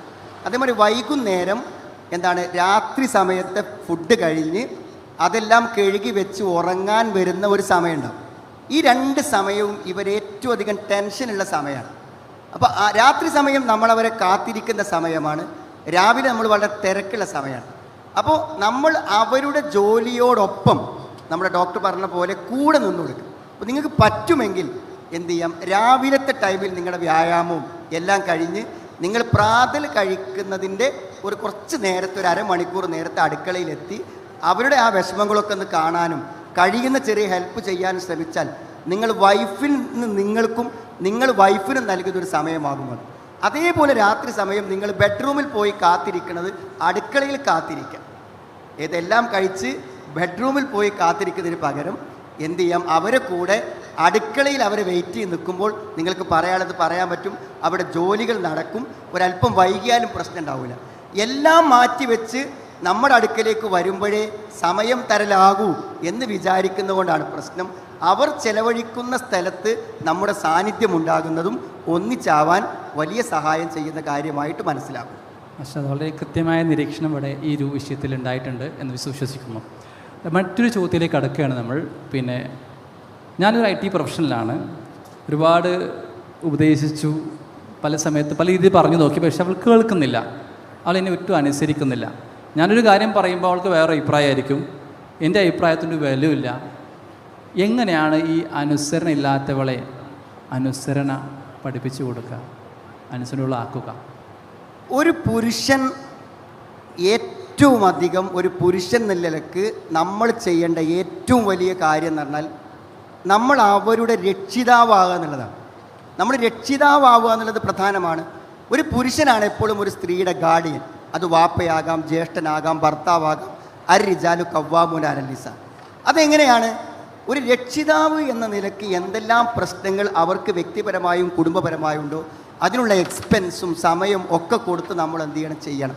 ഇതാണ് ഒരു പുരുഷൻ കുടുംബത്തിന് ഉപയോഗിക്കുക. ഇതൊരു പുരുഷൻ ചെയ്യുന്നില്ലെങ്കിൽ അയാൾക്കൊരു വില ഉണ്ടാവില്ല. ജോലിയില്ലാത്ത പുരുഷൻ, വീട്ടിലേക്ക് ചിലവഴിക്കാത്ത ആൾ, വീട്ടിലെ കാര്യങ്ങൾ അന്വേഷിക്കാത്ത ആൾ, ഇയാൾക്ക് ഒരു നിലക്കും ഒരു റെസ്പെക്റ്റ് കിട്ടാൻ സാധ്യതയില്ല. ഒരു സ്ത്രീ ചെയ്യേണ്ട ഏറ്റവും വലിയ കാര്യം ഫസ്വാലിഹാത്തു ഖാനിതാത്തുൻ ഹാഫിളാത്തുൻ ലിൽ ഗൈബി മാ ഹഫിളല്ലാഹ്, അനുസരണമാണ്. അതായത് നാം റെസ്പെക്റ്റ് ചെയ്യേണ്ട ഒരാളാണ് ഭർത്താവ്.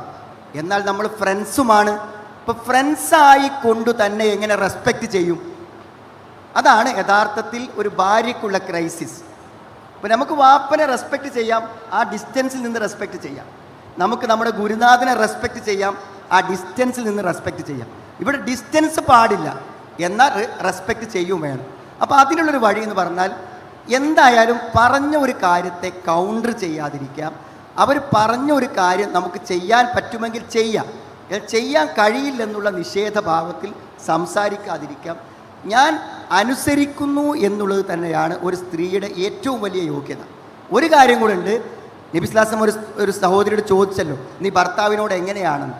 അപ്പോൾ എന്നെ കൂടെ കഴിയുന്ന പോലെ ഞാൻ ഭർത്താവിന് വേണ്ട ചെയ്തു കൊടുക്കുന്നു എന്ന് പറഞ്ഞപ്പോൾ നബി പറഞ്ഞ വാക്ക് ഹുവ ജന്നതുക്കി വനാറുക്കി, അവൻ നിൻ്റെ സ്വർഗമാണ്, അവൻ നിൻ്റെ നരകമാണെന്നാണ്. അപ്പോൾ അവിടെ ഒരു പുരുഷൻ്റെ ഭർത്താവിൻ്റെ റെസ്പെക്റ്റിനെ ബഹുമാനിക്കുക, ആദരിക്കുക. എന്തുകൊണ്ടറിയോ?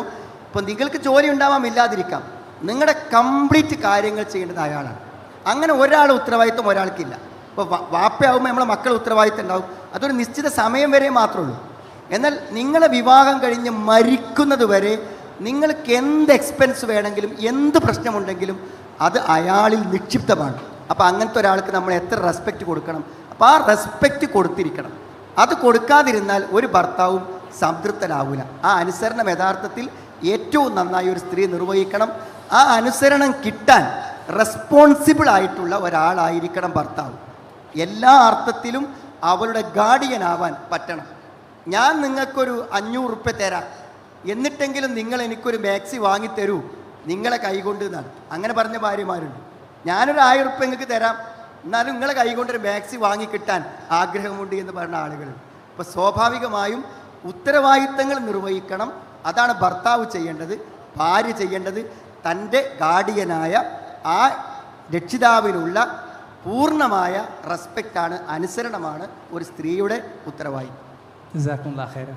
സത്യത്തിൽ ഇവിടെ അസ്മലി പറഞ്ഞത് ഉത്തരവാദിത്തം നിർവഹിക്കുമ്പോൾ നമ്മുടെ ബഹുമാനം സ്വാഭാവികമായിട്ടും വരും, അനുസരണം ഉണ്ടാകും. അതിന് കൂടെ ചേർക്കേണ്ട സംഗതി എനിക്ക് തോന്നിയത്, ഈ അനുസരണം കിട്ടണമെങ്കിൽ ഇഷ്ടപ്പെട്ട ആളുടെ അനുസരണം ഉണ്ടാവുമല്ലോ. നല്ലൊരു ഇഷ്ടം തോന്നിക്കഴിഞ്ഞാൽ ആളനുസരിക്കാതിരിക്കാൻ പറ്റുമോ? നിങ്ങൾ ഇഷ്ടപ്പെട്ട ആളുകളുടെ കാര്യം പറയുമ്പോൾ അനുസരിക്കാതിരിക്കാൻ കഴിയില്ല. അപ്പോൾ ഇഷ്ടം സമ്പാദിക്കുക എന്നുള്ളതും ഇതിന് കൂടെ ചേർക്കേണ്ടത് തോന്നുന്നു. അത് നേരത്തെ പറഞ്ഞ ഗിഫ്റ്റ്, അതൊരു ഗിഫ്റ്റ് ഈ സർപ്രൈസായി കിട്ടുന്ന ഗിഫ്റ്റിന് ഭയങ്കര വിലയുണ്ട്. ഇപ്പോൾ പിന്നെ പറഞ്ഞല്ലോ തഹാദു തഹാബു, ഹദിയ കൊടുക്കൂ, അതിലെന്തുണ്ട്, പിന്നെ നിങ്ങൾ തമ്മിൽ ഇഷ്ടം വർദ്ധിപ്പിച്ചു തരുന്നതാണ്, ഉണ്ടാക്കി തരും. അതുകൊണ്ട് ഇടയ്ക്ക് ഒരു സർപ്രൈസ് ഗിഫ്റ്റൊക്കെ കൊടുക്കുക. മാത്രമല്ല ഇടയ്ക്ക് നമ്മളൊരു പിന്നെ സംഗതി അപ്രീഷിയേറ്റ് ചെയ്യുക. നമ്മൾ വല്ലാത്തൊരു പ്രശ്നം, നമ്മൾ പിശുക്കന്മാരാണ്. അങ്ങോട്ട് എന്ത് നല്ലത് കാര്യം ചെയ്താലും അത് അപ്രീഷിയേറ്റ് ചെയ്യാൻ വേണ്ടി മടിക്കരുത് സുഹൃത്തുക്കൾ. അപ്രീഷിയേഷൻ കിട്ടുന്ന എല്ലാവർക്കും ഇഷ്ടമാണ്. അപ്പോൾ നിങ്ങളൊരു കാര്യം ചെയ്തിട്ട് അതിനെ കൺസിഡർ ചെയ്യാതെ ഒന്നും പറയാതെ പോകുന്നതും നിങ്ങൾ ചെയ്യുന്ന ചെറിയൊരു അപ്രീഷിയേഷൻ പോലും നമുക്ക് ഉണ്ടാകുന്ന സന്തോഷം അത്രയും. നമ്മൾ സത്യത്തിൽ നമ്മളെ മനസ്സ്, നമ്മളൊക്കെ എത്ര വലുതാണ്, വലിയ ഡോക്ടറും എഞ്ചിനീയർ ലോയർ എന്നൊക്കെ പറഞ്ഞ് നമ്മളെ മനസ്സിനുള്ളിൽ ഒരു കുട്ടിയുണ്ട്. ആ കുട്ടിത്വത്തെ എന്ത് ചെയ്യണം, നമ്മൾ പരിഗണിക്കണം. കുട്ടികൾക്ക് അപ്രീഷിയേഷൻ ഇഷ്ടമാണ്, മുതിർന്നവർക്കും ഇഷ്ടമാണ്. അതങ്ങനെ തന്നെയാണ്. അത് ഇന്നർ സോൾ അത് ആവശ്യപ്പെടുന്നുണ്ട്. അത് നമ്മൾ എന്ത് ചെയ്യുക, നിർലോഭം കൊടുക്കാൻ വേണ്ടി ശ്രമിക്കാമെന്ന് കൂടെ ഒന്ന് കൂട്ടിച്ചേർത്ത് പറയുകയാണ്. ഇൻഷാ അല്ലാഹ് അടുത്തൊരു ചോദ്യം സദസ്സിലേക്ക് ഞാൻ കൈമാറുന്നു. നിങ്ങളുടെ മൈക്ക് പോയിൻ്റുള്ള ആളുകൾ കാത്തിരിക്കുകയാണ്. ഇൻഷാ അല്ലാഹ് അടുത്ത ചോദ്യത്തിലേക്ക് കടക്കാം. ഹാൻഡ് റൈസ് ചെയ്തോളൂ. അവിടെ കൂടെ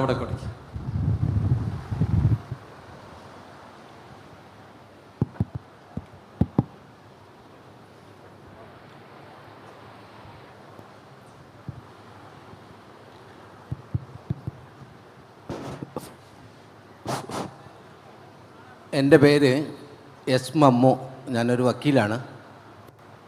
എൻ്റെ ഈ കുടുംബാന്തരീക്ഷത്തിൻ്റെ ഒരു ശാദ്വലമായ തീരം മെനയുന്നതിൻ്റെ അതിമനോഹരമായ ഒരു അവതരണം ഐ അപ്രീഷിയേറ്റ്. പക്ഷേ എന്നെ അസ്വസ്ഥനാക്കുന്നതോ അല്ലെങ്കിൽ എൻ്റെ മനസ്സ് തേടുന്നതായ മറ്റൊരു ചോദ്യമാണ് ഈ അതായത് പ്രബോധനപരതയുടെ ധാരാളിത്വം വല്ലാതെ അസ്വസ്ഥമാക്കുന്ന ഒരു സമുദായമാണ് നമ്മുടേത് എന്ന് വിശ്വസിക്കുന്ന ഒരാളാണ് ഞാൻ. പക്ഷെ അതിൽ നിന്ന് മാറി ഈ പ്രോഫ്കോണിൻ്റെയോ ഇതിൻ്റെയൊക്കെ നേതൃത്വത്തിൽ കൊച്ചു പ്രാദേശിക കൂട്ടായ്മകളിലൂടെ പ്രവാചകൻ പഠിപ്പിച്ച പ്രായോഗിക തലത്തിൻ്റെ ഇതിനെ രൂപപ്പെടുത്തുന്നതിന് ഈ സംവിധാനത്തിന് വല്ല മാർഗങ്ങളും ഉണ്ടാക്കാൻ സാധിക്കുമോ? ഓഫ് കോഴ്സ് നമ്മൾ ഇതുപോലുള്ള വേദികളിൽ കേൾക്കുന്ന വളരെ മനോഹരമായ ഉത്ബോധനങ്ങൾ അത് നമ്മൾ ഇവിടുന്ന് ഇറങ്ങുമ്പോഴേക്കും കാതുകളിൽ നിന്നോ മനസ്സിൽ നിന്നോ മായുന്നൊരവസ്ഥയാണ്. പകരം നമ്മുടെ മഹല്ലുകളാണെങ്കിൽ അല്ലെങ്കിൽ പ്രാദേശിക റെസിഡൻസ് അസോസിയേഷൻ ആണെങ്കിൽ അല്ലെങ്കിൽ പള്ളികളാണെങ്കിൽ അത് കേന്ദ്രീകരിച്ചുകൊണ്ട് ഈ ഒരാശയത്തെ സത്യസന്ധമായി വളർത്തിക്കൊണ്ടുവരാനുള്ള കൊച്ചു കൂട്ടായ്മകൾ അവിടെ പ്രബോധത്തിന് അപ്പുറം അത് മനസ്സിൽ കണ്ടുകൊണ്ട് അതിൻ്റെ പ്രായോഗിക തലങ്ങളെ ചിട്ടപ്പെടുത്താനുള്ള ശ്രമങ്ങൾ ഈ സംവിധാനം ആലോചിക്കുന്നുണ്ടെങ്കിൽ കഴിഞ്ഞ കുറേ കാലമായി മഹല്ലുകളിൽ ഇടപെട്ട ഒരനുഭവത്തിൽ ഒരുപക്ഷെ ഒരല്പം എനിക്ക് അക്കാര്യത്തിൽ നിങ്ങളോടൊപ്പം സഹകരിക്കാൻ കഴിയുമെന്ന് ഞാൻ വിശ്വസിക്കുന്നു. നല്ലൊരു ആശയമാണ് ആ പറഞ്ഞിട്ടുള്ളത്. ഞാൻ ആശയത്തെ മുൻഗണക്കെടുത്തുകൊണ്ട് ഞാനൊരു കാര്യം പറയാണ്. അതായത് മനുഷ്യൻ എന്ന് പറഞ്ഞാൽ അവൻ ഭൂമിയിലേക്ക് വരുന്നത് ലാ തഅലമൂന ഷൈഅൻ എന്നാണ്, ഒന്നും അറിയാതെയാണ് വരുന്നത്. അതുകൊണ്ട് നമ്മൾ പലപ്പോഴും പല അനുഭവങ്ങളിലൂടെയും പരിചയങ്ങളുടെയും ചില വിജ്ഞാനങ്ങളൊക്കെ ആർജിച്ചാലും അത് പൂർണ്ണമല്ല എന്നുള്ളതാണ് വസ്തുതാപരമായൊരു കാര്യം. ചിലപ്പോൾ നിങ്ങളുടെ കൂട്ടത്തിലൊരു ഡോക്ടർ എഴുതുന്നതിനേക്കാളും അറിയുന്നതിനേക്കാളും അനേകം പ്രിസ്ക്രിപ്ഷൻ കൈകാര്യം ചെയ്യുന്നൊരു മെഡിക്കൽ ഷോപ്പിലെ ഒരു ഫാർമസിസ്റ്റിന് ചിലപ്പോൾ മരുന്നുകളെക്കുറിച്ച് ധാരണയുണ്ടാവാം. പക്ഷേ അയാൾ മരുന്ന് എഴുതാൻ യോഗ്യനല്ലാത്തത് അയാൾ അടിസ്ഥാനപരമായി ഡോക്ടർ പഠിച്ച കാര്യങ്ങൾ പഠിക്കാത്തത് കൊണ്ട്. അപ്പോൾ പഠിച്ചറിയുക എന്നുള്ളത് വളരെ പ്രധാനപ്പെട്ട ഒരു കാര്യം തന്നെ. അതുകൊണ്ട് കുടുംബജീവിതത്തിൽ ഒരു ശരിയായ അറിവ് നമുക്ക് കിട്ടിയിട്ടില്ലെങ്കിൽ നമ്മൾ 30 കൊല്ലം ജീവിച്ചാലും നമ്മുടെ കുടുംബജീവിതം അപൂർണമായിരിക്കും. അത് ഒരു അവയർനെസ്സായി തന്നെ പഠിപ്പിക്കണം. അത് ഇസ്ലാമിൽ അങ്ങനെ അധ്യാപനങ്ങളുണ്ട്. അപ്പോൾ അതിനുള്ളൊരു പരിഹാരമാർഗം എന്താണെന്ന് വെച്ചാൽ, ഒന്ന്, ഒരു പ്രീ മെരിറ്റൽ കോഴ്സിൽ അറ്റൻഡ് ചെയ്യാതെ ഒരു മക്കളെയും നിങ്ങൾ വിവാഹിതരാക്കരുത്. കാരണം ഫാമിലി കൗൺസിലിങ്ങിന് നമ്മുടെ അടുത്ത് വരുന്ന ആളുകൾക്ക് നമ്മൾ കൊടുക്കുന്ന അരമണിക്കൂറോ 1 മണിക്കൂറോ ഉപദേശം കൊണ്ട് അവരുടെ ഫാമിലി ജീവിതം തന്നെ മാറ്റിമറിക്കപ്പെടുന്നുണ്ടെങ്കിൽ ഒരു 1 ഡേ കോഴ്സൊക്കെ കിട്ടിയാൽ അത്ഭുതകരമായ മാറ്റമുണ്ടാകും. നിങ്ങൾ ഇന്ന് വിവാഹം കഴിഞ്ഞ കുട്ടികളിൽ അനുഭവിക്കുന്ന എല്ലാ ക്രൈസിസിൻ്റെയും കാരണം അവർക്കതിനെക്കുറിച്ച് അറിവില്ല. ആ അറിവ് നൽകാൻ പാരൻസിന് പറ്റില്ല, സുഹൃത്തുക്കൾക്ക് പറ്റില്ല. അതുകൊണ്ട് തീർച്ചയായും ആ അറിവ് നൽകണം.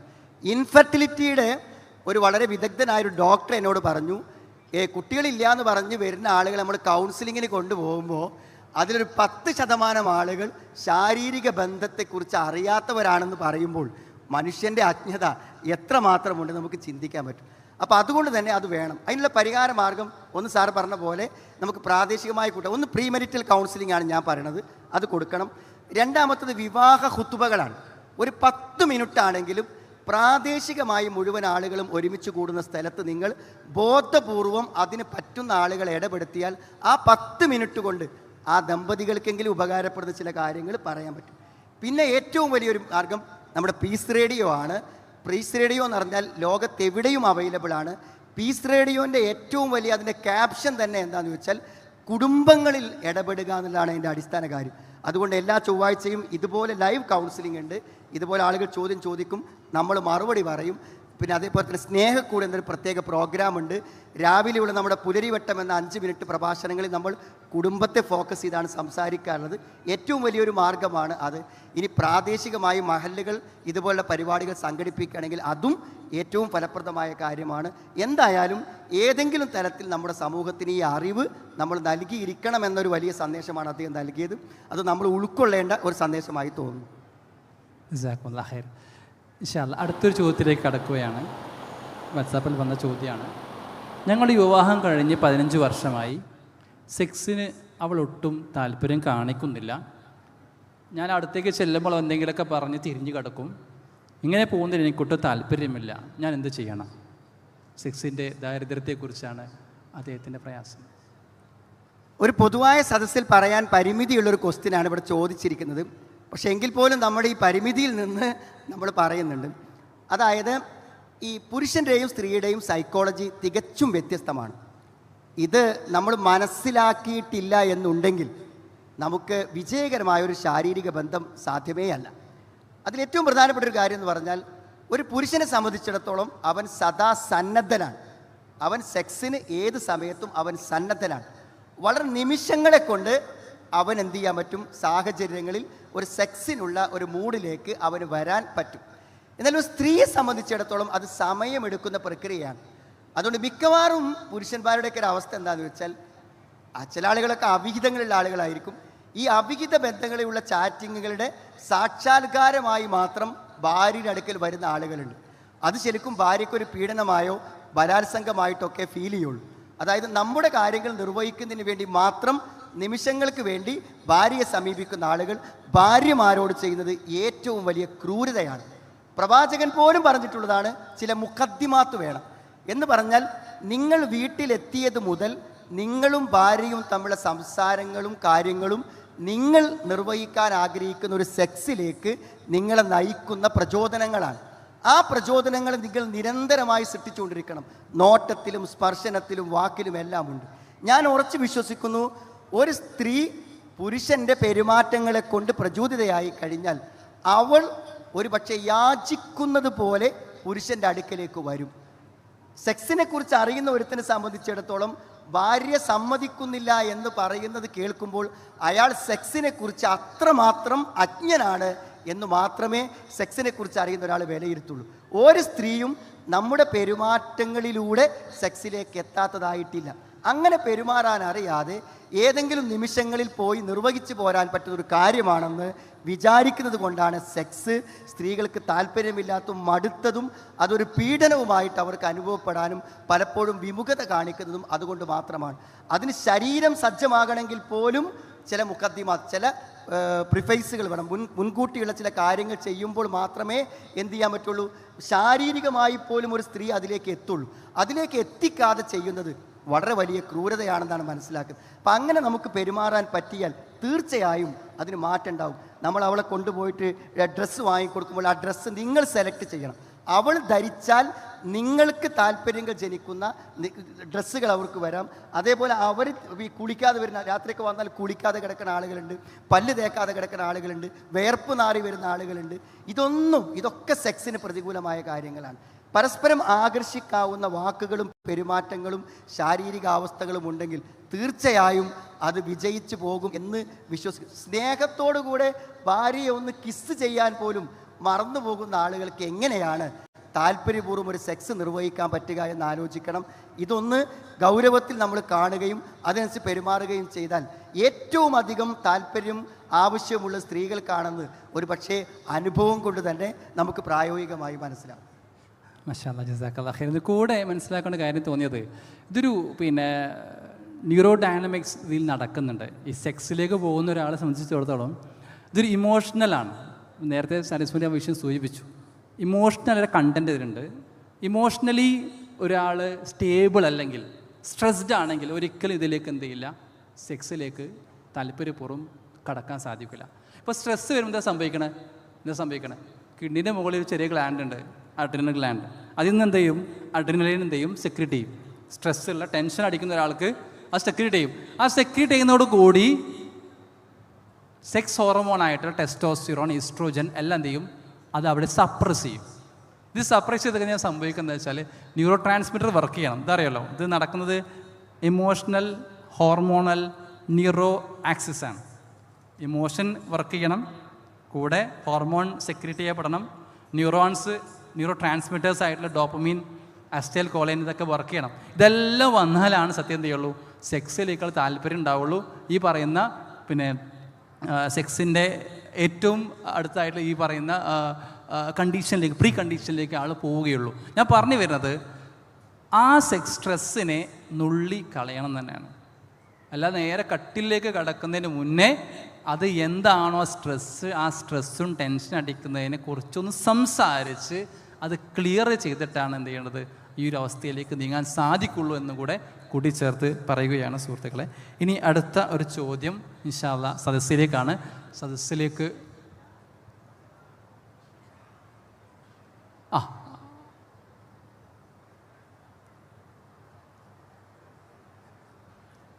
ഹാൻഡ് റൈസ് ചെയ്തോളൂ ഇൻഷാ അല്ലാഹ്. നിങ്ങൾ ഒരു ചോദ്യം 1000 ആളുടെ സംശയങ്ങളാണ്. ഒരുപക്ഷെ നിങ്ങളൊരു ചോദ്യം 1000 ആളുകൾക്ക് അത് ഉപകാരപ്പെട്ടേക്കാം. അതുകൊണ്ട് ധൈര്യമായിട്ട് ചോദിച്ചോളൂ.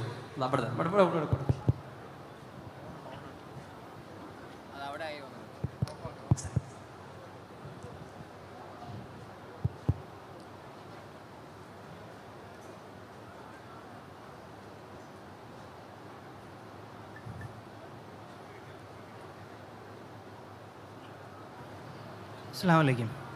എൻ്റെ പേര് ഷഫീഖ് എന്നാണ്. ഞാൻ ട്രിവാൻഡ്രത്ത് നിന്നാണ് വരുന്നത്. അപ്പോൾ എൻ്റെ ഒരു ചോദ്യം എന്ന് പറയുന്നത്, ഞാൻ വിവാഹം കഴിക്കുന്ന സമയത്ത് ഞാൻ വിവാഹം കഴിക്കുന്ന സമയത്ത് ഞാൻ ദീനിനെ പറ്റിയൊന്നും അത്ര ഒരു ലിബറൽ ചിന്തയാണ്. അങ്ങനെ നമസ്കാരം കാര്യങ്ങളൊന്നും അത്ര സീരിയസ് ആയിട്ട് പോകുന്ന ഇതല്ലായിരുന്നു. അപ്പോൾ ഞാൻ വിവാഹാലോചന വന്നു, അതിലേക്ക് കടന്നപ്പോഴത്തേക്കും വൈഫും അങ്ങനെ ഒരു ലിബറൽ ചിന്തയുള്ളതായിരുന്നു. ആൾ തലമറക്കില്ല, അങ്ങനെ ഒരു നമസ്കാരങ്ങൾ ഉണ്ടെങ്കിൽ അത്ര പ്രോപ്പറല്ല, അങ്ങനെയുള്ള രീതിയിൽ സുബഹിക സമയത്ത് നമസ്കരിക്കില്ല, അങ്ങനെയൊക്കെ ആയിരുന്നു. പിന്നീട് പോകെ ഞാൻ ഇസ്ലാമിനെ പറ്റി പഠിച്ചു. പിന്നെ അതിലേക്ക് വളരെ സീരിയസ് ആയിട്ട് നമസ്കാരങ്ങൾ, നോമ്പതിലേക്ക് എല്ലാം ഞാൻ വന്നു. അപ്പോൾ എൻ്റെ ഇപ്പോഴത്തെ പ്രശ്നമെന്ന് പറയുന്നത് അവളെ ഇതിലേക്ക് കൊണ്ടുവരുന്നതിൽ കുറച്ച് ബുദ്ധിമുട്ടുണ്ട്. കാര്യം നമ്മൾ വിവാഹം സംസാരിച്ചെല്ലാം എന്ന സമയത്തൊക്കെ വളരെ ലിബറലായ ചിന്തകൾ ഇതൊക്കെ നമ്മൾ രണ്ടുപേരും. പിന്നീട് പക്ഷേ ഇതിലെ സത്യങ്ങളും കാര്യങ്ങളെല്ലാം മനസ്സിലാക്കി ഇതിലേക്ക് വരുമ്പോൾ അവളിതിലേക്ക് കൊണ്ടുവരാൻ എനിക്ക് പറ്റുന്നില്ല. കുറച്ച് നാളത്തേക്ക് ഞാൻ ഫോഴ്സ്ഫുള്ളി ചെയ്തേ പറ്റത്തുള്ളൂ, കമ്പൽസറി. അപ്പോൾ അതൊരു പ്രശ്നങ്ങളിലേക്കും കാര്യങ്ങളിലേക്കൊക്കെ പോകുന്നുണ്ട്. പിന്നീട് ഞാൻ എൻ്റെ എല്ലാ പ്രശ്നങ്ങളിലും ഞാൻ സൊല്യൂഷൻ കണ്ടെത്താൻ നോക്കുന്നത് ഖുറാനിൽ കൂടെയാണ്. അപ്പോൾ എനിക്ക് പലപ്പോഴും അതിനകത്തൊരു ഉത്തരം കിട്ടുകയും ചെയ്യും. അപ്പോൾ തന്നെ ഞാനിത് പഠിക്കുമ്പോഴത്തേക്കും എനിക്ക് കിട്ടും, ഇത് ഫോഴ്സ്ഫുള്ളി ചെയ്യേണ്ട സംഭവമല്ല, ഒരാൾ സ്വയം മനസ്സിലാക്കി ഇതിലേക്ക് ചെയ്യുന്നതാണ്. ഞാൻ പിന്നീട് കുറച്ച് ചെയ്യുന്നത് ഈ നല്ല കുറച്ച് യൂട്യൂബിൽ വരുന്ന കുറച്ച് വീഡിയോസ് ഫോർവേഡ് ചെയ്ത് കൊടുക്കും, കാണുങ്ങൾ കാണട്ടെ, അങ്ങനെയുള്ള രീതിയിൽ. പക്ഷേ എങ്കിലും ഇപ്പോഴും ഒരു നല്ലൊരു ദീനിയായ രീതിയിലേക്ക് വന്നിട്ടില്ല. സ്നേഹപരമായിട്ട് കുറച്ച് ഉപദേശങ്ങൾ കൊടുക്കുന്നില്ല, അപ്പുറത്തേക്ക് ഞാനൊന്നും പോകുന്നുമില്ല. ഇതെങ്ങനെ ഹാൻഡിൽ ചെയ്യാമെന്നൊന്ന് പറയാമോ? വളരെ നല്ലൊരു ചോദ്യമാണ് ചോദിച്ചത്. ചോദ്യം നിങ്ങൾ കേട്ടോന്ന് എനിക്കറിയില്ല. വിവാഹം കഴിക്കുന്ന സമയത്ത് അവർ രണ്ടുപേരും മതപരമായിട്ടുള്ള ചിട്ടയില്ല, അത് പൂർണ്ണമായും ഉൾക്കൊണ്ട ആളുകളല്ല. പക്ഷേ ജീവിതം മുന്നോട്ട് പോയപ്പോൾ എന്ത് ചെയ്തു, ഹസ്ബൻഡ് ഇദ്ദേഹത്തെ സംബന്ധിച്ചിടത്തോളം അദ്ദേഹം ദീനിയായിട്ട് ചേഞ്ചായി. പക്ഷെ വൈഫ് കൂടെ എന്ത് ചെയ്തില്ല, വേണ്ട രൂപത്തിൽ ചേഞ്ചായി വന്നില്ല എന്നുള്ളതാണ്. ഇത് സാധാരണ നമ്മളെല്ലാവരും ജീവിതത്തിൽ സംഭവിക്കുന്ന ഒരു സംഗതിയാണ്. ഇതിൽ നമ്മൾ കാണേണ്ട ഒരു കാര്യം എന്താ വെച്ചാൽ, ഒരു വ്യക്തിനെ മാറ്റിക്കൊണ്ടുവരിക എന്നുള്ളത് ഭർത്താവ് എന്ന അധികാരം ഉപയോഗിച്ച് സാധ്യമാകുന്ന ഒന്നല്ല. ഞാനൊരു ഭർത്താവാണ്, എനിക്ക് ചില അധികാരങ്ങളുണ്ട്, ഒരു രക്ഷിതാവാണ്, അതുകൊണ്ട് എൻ്റെ ഭാര്യ ഞാൻ ചിന്തിക്കുന്ന പോലെ ചിന്തിക്കണം എന്ന് പറയുന്നതിന് അർത്ഥമില്ല. അത് അദ്ദേഹം തന്നെ ഉൾക്കൊണ്ടൊരു കാര്യമാണ്. അതുകൊണ്ട് നമ്മൾക്ക് എങ്ങനെ ആശയപരമായ മാറ്റമുണ്ടായോ അതേപോലെ അവർക്കും ആശയപരമായ മാറ്റമുണ്ടാവും. ആ പോസിബിലിറ്റി അവിടെ നിലവിലുണ്ട്. നമ്മൾ നിരാശപ്പെടേണ്ട കാര്യമില്ല. പക്ഷേ സംഭവിക്കുന്നൊരു കാര്യം എന്താ വെച്ചാൽ, നമ്മൾ രണ്ടുപേരും ഒരേ ആശയമായപ്പോൾ നമ്മൾ മനസ്സ് ഒന്നിച്ച് പ്രവർത്തിച്ചു. നമ്മൾക്ക് താല്പര്യമില്ലാത്ത ഒരു ആശയത്തിൽ അവൾ ജീവിക്കുന്നത് കൊണ്ട് നമ്മൾക്കൊരു ചെറിയ അകൽച്ച ഉണ്ടാവാം. ആ അകൽച്ച യഥാർത്ഥത്തിൽ അവളെ മാറ്റിക്കൊണ്ടുവരാൻ പ്രയാസമുണ്ടാക്കുന്ന ഒരു കാര്യമാണ്. നിങ്ങളെപ്പോഴും അവളെ ഉപദേശിച്ചുകൊണ്ടിരിക്കുക, പറഞ്ഞുകൊണ്ടിരിക്കുക, അതൊക്കെ അവർക്ക് താല്പര്യമില്ലാത്ത കാര്യം പറയും തോറും അവർക്ക് നിങ്ങളുടെ സാന്നിധ്യം തന്നെ ഒരു വെറുപ്പായി അനുഭവപ്പെടും. അപ്പോൾ നിങ്ങൾ ഒരു ഇസ്ലാമികമായി ചേഞ്ച് ആയപ്പോൾ അത് അവരുടെ ഭൗതികമായ ഭാര്യ ഭർത്തൃ ബന്ധത്തിലും ഒരു പ്രോഗ്രസ് ഉണ്ടാക്കണം. ഇപ്പോൾ ഞാൻ ഇവിടെ പറഞ്ഞില്ലേ, ഒരു ഇസ്ലാമികമായ ദാമ്പത്യം വളരെ റൊമാൻറ്റിക്കാണ്. അതായത് നിങ്ങൾ മാറിക്കഴിഞ്ഞപ്പോൾ എന്തോ ഒരു ഭയങ്കരമായ ചേഞ്ച് അവരുടെ സെക്സിലും ശാരീരികമായ മാനസിക ബന്ധങ്ങളിലൊക്കെ, നിങ്ങളുടെ സ്വഭാവത്തിൽ, പെരുമാറ്റത്തിൽ, അവളുടെ കാര്യങ്ങൾ ശ്രദ്ധിക്കുന്നതിൽ, എല്ലാറ്റിലും ഒരു ഇസ്ലാമികമായ ചേഞ്ച് നിങ്ങൾ എന്ത് ചെയ്യും വരുത്തുമ്പോൾ ഈ ചേഞ്ച് വളരെയധികം നല്ലൊരു കാര്യമാണല്ലോ എന്ന് അവർ ഉൾക്കൊള്ളും. അതിലേക്ക് അവർ വരികയും ചെയ്യും. അതോടൊപ്പം തന്നെ സ്മൂത്തായ നല്ല നല്ല ഡിസ്കഷൻസ് അവരുമായിട്ട് എന്ത് ചെയ്യുക, നടത്താനൊക്കെ ശ്രദ്ധിച്ചാൽ തീർച്ചയായും അതിനൊരു മാറ്റമുണ്ടാകും. ഒന്ന്, നമ്മൾ നിർബന്ധം ചെലുത്താതിരിക്കാം. രണ്ടാമത്തെ, നമ്മൾ പ്രാക്ടീസ് ചെയ്ത് കാണിച്ചു കൊടുക്കാം. നമ്മുടെ സ്വഭാവം മാറി, ബന്ധങ്ങൾ മാറി, പെരുമാറ്റം മാറി, ഉത്തരവാദിത്തങ്ങൾ മാറി, ഈ അത്ഭുതകരമായ മാറ്റം കണ്ടിട്ട് ഇതെന്തായിരുന്നാലും എനിക്കും ഉണ്ടാവേണ്ട മാറ്റമാണ് എന്നവർ ഉൾക്കൊള്ളുകയും അവർ നിങ്ങളോടൊപ്പം വരികയും ചെയ്യും. ഇനി പറ്റുമെങ്കിൽ ഞാൻ പറയണത്, റിലീജിയസ് ആയിട്ട് നന്നായി കാര്യങ്ങൾ മനസ്സിലാക്കിയ ഒരാളുടെ അടുക്കൽ നിങ്ങൾ രണ്ടുപേരും ഒന്നിച്ചിരുന്ന് ഒരു ഡിസ്കഷൻ നടത്തുന്നത് എന്തായിരുന്നാലും നിങ്ങളുടെ ആഗ്രഹം കൂടുതൽ സാക്ഷാത്കരിക്കാൻ നന്നാവും എന്നും എനിക്ക് അഭിപ്രായമുണ്ട്. മാഷാ അല്ലാഹ്, കൃത്യമായ സ്റ്റെപ്പ് ബൈ സ്റ്റെപ്പ് പ്രോസസ്സ് ഇവിടെ വിശദീകരിക്കുകയുണ്ടായി. അടുത്തൊരു ചോദ്യത്തിലേക്ക് കടക്കുകയാണ്, വാട്സപ്പിൽ വന്നതാണ്. ഞാൻ എൻ്റെ ഭർത്താവിനെ ജീവന് തുല്യം സ്നേഹിച്ചതാ. അദ്ദേഹം മറ്റൊരു പെണ്ണിന് മെസ്സേജ് അയച്ചത് ഞാൻ പിടിച്ചു. എനിക്ക് സഹിക്കാവുന്നതിലും അപ്പുറമുണ്ട്. പഴയ സ്നേഹം എനിക്ക് കിട്ടുന്നില്ല. ലൈഫ് അഭിനയിക്കുകയാണിപ്പോൾ, മക്കൾക്ക് വേണ്ടി മാത്രം. എന്താണ് അതിനുള്ള പ്രതിവിധി? എന്നെ പറ്റിച്ചതിന് എനിക്ക് പ്രതികാരം ചെയ്യണമെന്ന് മാത്രമേ ഉള്ളൂ. അതായത് അവിഹിതമാണ്, ഭർത്താവ് മെസ്സേജ് അയച്ച് പിടിച്ചു, മക്കൾക്ക് വേണ്ടി ജീവിക്കുന്നു, അഭിനയിക്കുകയാണ് ഇപ്പോൾ എന്നാണ്. ഞാൻ എൻ്റെ സംസാരത്തിൽ നിങ്ങൾ ശ്രദ്ധിച്ചിട്ടുണ്ടായിരിക്കും, ഞാൻ പറഞ്ഞു നിങ്ങളുടെ ഭാര്യയ്ക്കൊരു അവിഹിതമുണ്ടെന്ന് കണ്ടാൽ നിങ്ങളുടെ മനസ്സിൽ അവൾ മരിച്ചു. നിങ്ങൾക്കൊരു അവിഹിതമുണ്ടെന്ന് നിങ്ങളുടെ ഭാര്യ കണ്ടാൽ അവളുടെ മനസ്സിൽ നിങ്ങൾ അസ്തമിച്ചു. അത് പിന്നീട് രണ്ടാമത് ഉദിച്ചിട്ടും രണ്ടാമത് ജനിച്ചിട്ടും വേണം. ഞാൻ പറഞ്ഞു, എത്രമാത്രം ബോധവും നിഷ്ഠയും മതബോധവും ഒക്കെ ഉള്ളവർക്ക് എന്തുകൊണ്ടാണ് അവിഹിതം സംഭവിക്കുന്നത്? അതാണ്, രണ്ട് കാരണങ്ങളെ കൊണ്ടാണ് അവിഹിതം ഉണ്ടാവുന്നത്. ഒന്ന്, ഞാൻ പറഞ്ഞു, അവിഹിതത്തിൽ നമ്മൾ ആഗ്രഹിക്കുന്നത് വിഹിതത്തിൽ കിട്ടുന്നില്ല. അത് മാത്രമാണ്. അതായത് നമ്മുടെ ഭാര്യയെക്കാളും പ്രായമുള്ള സൗന്ദര്യമില്ലാത്ത ഒരാളെ കട്ട് അനുഭവിക്കുന്നതിൽ എന്താണുള്ളത്? ഇപ്പം നിങ്ങളെ ഭാര്യനെ ചിന്തിക്കുന്നുണ്ടാവും, ഇങ്ങനത്തെ ഒരാൾ ഞാൻ ഇവിടെ ഉണ്ടാവുമ്പോൾ ഇയാൾ എന്തിനാണ് ഇവിടെ എന്നോ മുമ്പ് കാലത്ത് ഇവിടെ സെർവൻ്റായി നിന്നിരുന്ന എൻ്റെ ഉമ്മയാകാൻ പ്രായമുള്ള ഒരു സ്ത്രീക്ക് എന്തിനാണ് ഇയാൾ ചാറ്റ് ചെയ്യണത്? ഇയാൾ വലിയൊരു എൻജിനീയർ അല്ലേ, ഡോക്ടർ അല്ലേ എന്നൊക്കെ ചിന്തിക്കുന്നത്. പക്ഷെ നിങ്ങൾ ചിന്തിക്കുന്നുണ്ടാവില്ല, നമ്മളത് ചിന്തിക്കൂല. അപ്പോൾ സത്യത്തിൽ വിഹിതത്തിൽ കിട്ടേണ്ടത് വിഹിതത്തിൽ കിട്ടാതെ വരുന്നു. എന്തായാലും ഇങ്ങനത്തെ ഒരു എൻ്റർടൈൻമെൻറ്റ് എല്ലാ ആണിനും വേണം, എല്ലാ പെണ്ണിനും വേണം. അത് കിട്ടാതെ വരുന്നതിലാണ് ഒരു കാരണം. രണ്ടാമത്തെ ഒരു കാരണം എന്ന് പറഞ്ഞാൽ, ഈ പുരുഷനും സ്ത്രീക്കും രണ്ട് പേരുടെയും സൈക്കോളജി അറിയാത്തൊരു പ്രശ്നമാണ്. ഞാൻ നേരത്തെ പറഞ്ഞ പോലെ, ഉദാഹരണം പറയുകയാണെങ്കിൽ, നിങ്ങളിപ്പോൾ ഒരു ബസ്സിൽ ഒരു സ്ത്രീ ഒറ്റയ്ക്കൊരു സീറ്റിലിരിക്കുകയാണ്. അപ്പോൾ ഒരു പുരുഷൻ അവിടെ വന്നിരുന്നാൽ ആ സ്ത്രീ കുറച്ചൊന്ന് നീങ്ങിയിരിക്കും ഒരു KSRTC ബസ്സിൽ. പക്ഷെ ആ ഇരുത്ത് അയാൾ ഒരു മണിക്കൂർ അവിടെ ഇരുന്നാലും ആ സ്ത്രീക്കൊന്നും തോന്നൂല, ഒരു ഫീലിങ്സ് ഉണ്ടാവില്ല. എന്നാൽ ഇരിക്കുന്ന സെക്കൻഡ് കൊണ്ട് ആ പുരുഷൻ്റെ മനസ്സിൽ ചില ഫീലിങ്സ് വരും. അതൊരിക്കലും ഈ സ്ത്രീക്ക് മനസ്സിലാവില്ല. പക്ഷേ ഈ സ്ത്രീയുടെ ഭാഗത്തു നിന്ന് എന്തെങ്കിലും ചില പെരുമാറ്റങ്ങൾ ഉണ്ടായാൽ ആ പെരുമാറ്റമെല്ലാം തന്നോടുള്ള ഒരു താല്പര്യമായിട്ടാണ് പുരുഷൻ മനസ്സിലാക്കുന്നത്. എന്നാൽ സ്ത്രീ പെരുമാറുന്നതോ കേവലം ഒരു അകലത്തിൽ നിൽക്കുന്ന ഒരു ഫ്രണ്ട്, ഒരു സുഹൃത്ത് എന്ന നിലക്ക് മാത്രമാണ്. ഒരു പക്ഷേ ഒരു ബാഡ് ടച്ച് ഉണ്ടാകുന്നത് വരെ ഇയാൾക്കൊരു ദുരുദ്ദേശമുണ്ട് എന്ന് സ്ത്രീകൾക്ക് മനസ്സിലാക്കാൻ പറ്റില്ല. അതുകൊണ്ട് ഒരു സ്ത്രീ അവിഹിതത്തിൻ്റെ പാരമ്യതയിൽ എത്തുമ്പോഴാണ് ഇതൊരു അവിഹിതമാണെന്ന് തിരിച്ചറിയുന്നത്. എന്നാൽ ഒരു പുരുഷനെ സംബന്ധിച്ചിടത്തോളം സ്ത്രീയിൽ നിന്നുണ്ടാകുന്ന ഏത് പെരുമാറ്റത്തെയും തന്നോടുള്ള താല്പര്യമായി മനസ്സിലാക്കുകയും അയാൾ അപകടത്തിൽ പെടുകയും ചെയ്യുന്നു എന്നുള്ളതാണ് അടിസ്ഥാനപരമായ ഒരു കാര്യം. ഞാനിത് വെറുതെ പറയണതല്ല. ഏറ്റവും ലാസ്റ്റ് എൻ്റെ അടുക്കൽ വന്നൊരു കേസിൽ +2 പഠിക്കുന്ന ഒരു പെൺകുട്ടിക്ക് എന്നും തലവേദനയാണ്, ഭയങ്കര തലവേദന. അപ്പോൾ ഈ തലവേദന എന്തുകൊണ്ട് എന്നതിന് പല പരിശോധനകളും നടത്തി, സ്കാനിങ് ചെയ്തു, പല വിദഗ്ധ ഡോക്ടർമാരെയും കണ്ടു. അവസാനം ഒരു ഡോക്ടർ പറഞ്ഞു, നിങ്ങളൊരു സൈക്കോളജിസ്റ്റിനെ കാണും. അപ്പോൾ ഈ പെൺകുട്ടി പറഞ്ഞു, എനിക്ക് ഹാരിസ് മൗലവിനെ കണ്ടാൽ മതി എന്ന് പറഞ്ഞു. എവിടുന്നോ പ്രസംഗം കേട്ടോ എന്താ അറിയില്ല. അപ്പോൾ അയാൾ എന്നെ നിർബന്ധം പിടിച്ചു എന്നെ കാണണം. അങ്ങനെ എൻ്റെ അടുത്ത് വന്നു. ഞാൻ പാരൻസിനെ പുറത്ത് നിർത്തി. എന്നോട് സംസാരിക്കാൻ തുടങ്ങിയപ്പോൾ തന്നെ അവൾ പറഞ്ഞത് എന്താ വെച്ചാൽ, എൻ്റെ ഉമ്മക്ക് ജോലി ചെയ്യുന്ന സ്ഥലത്തുള്ള സഹപ്രവർത്തകനുമായി ഒരു ബന്ധമുണ്ട്. എൻ്റെ ഉപ്പയുടെ അടുത്ത് കിടന്നുകൊണ്ട് ഉമ്മ അയാൾക്ക് എന്ത് ചെയ്യും, ചാറ്റ് ചെയ്യും. ഉമ്മക്ക് കിട്ടുന്ന ശമ്പളത്തിൻ്റെ വലിയൊരു വിഹിതം അയാൾ ഉമ്മയുടെ അടുക്കൽ നിന്ന് വാങ്ങും. ഉമ്മയുടെ കൂടെ അയാൾ ബൈക്കിൽ യാത്ര ചെയ്യും. ഉമ്മയും അയാളും ജോലി ലീവാക്കി പല സ്ഥലത്തും പോകും. അപ്പോൾ ഞാൻ ഈ സ്ത്രീയെ വിളിച്ചു.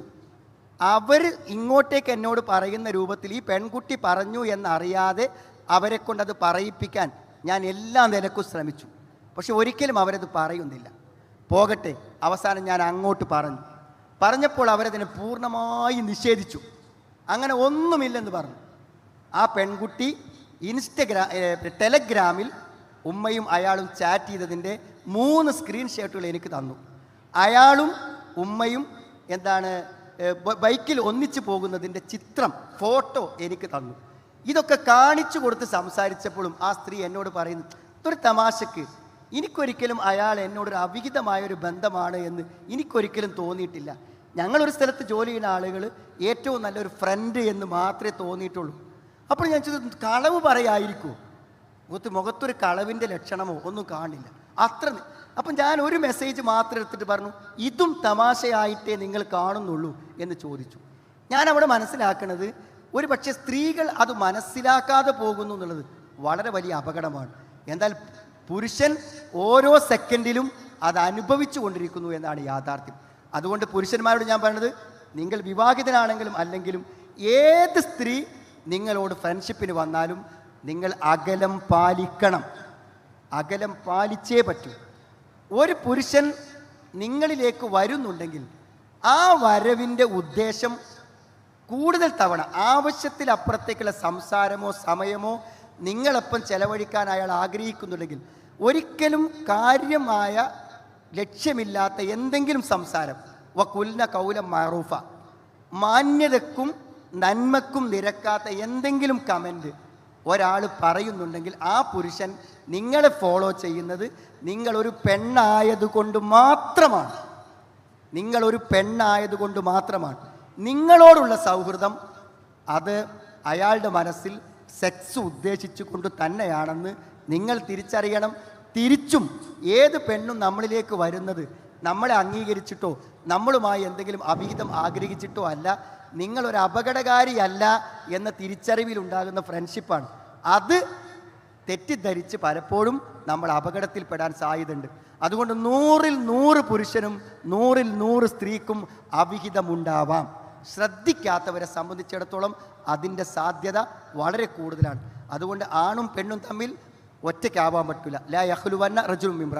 ഫോണിൽ നിങ്ങളൊരു മെസ്സേജ് അയക്കുന്നു, അതൊരു അന്യ സ്ത്രീ മാത്രം കാണുന്നുവെങ്കിൽ അതൊരു ഹായ് എന്നാണെങ്കിൽ പോലും നിങ്ങൾ നടത്തുന്നത് ഗുരുതരമായ തെറ്റാണ്. ഒരു ഗ്രൂപ്പുകളിലല്ലാതെ നിങ്ങളുടെ മെസ്സേജുകൾ വരാതിരിക്കാൻ ശ്രദ്ധിക്കാം. ജോലി സ്ഥാപനങ്ങൾക്ക് ഗ്രൂപ്പിൽ മാത്രം മെസ്സേജ്, പേഴ്സണൽ മെസ്സേജുകൾ ഉണ്ടെങ്കിൽ അതിന് നിങ്ങൾ പരമാവധി നിരുത്സാഹപ്പെടുത്തുക. ആണെങ്കിൽ നിങ്ങൾ പറയുക, എൻ്റെ ഫോൺ ഓപ്പൺ ആണ്, എൻ്റെ വൈഫും ഒക്കെ ഉപയോഗിക്കുന്നതാണ്. അതുകൊണ്ട് അധികമായി എൻ്റെ ഫോണിലേക്ക് ചാറ്റ് ചെയ്യുന്നത് തെറ്റിദ്ധാരണകൾ ഉണ്ടാക്കും എന്ന് പറഞ്ഞ് നിങ്ങൾ അതിനെ ബ്ലോക്ക് ചെയ്യാൻ ശ്രമിക്കാം. ഒറ്റക്കാകുന്നത് എവിടെയും അപകടമാണ്.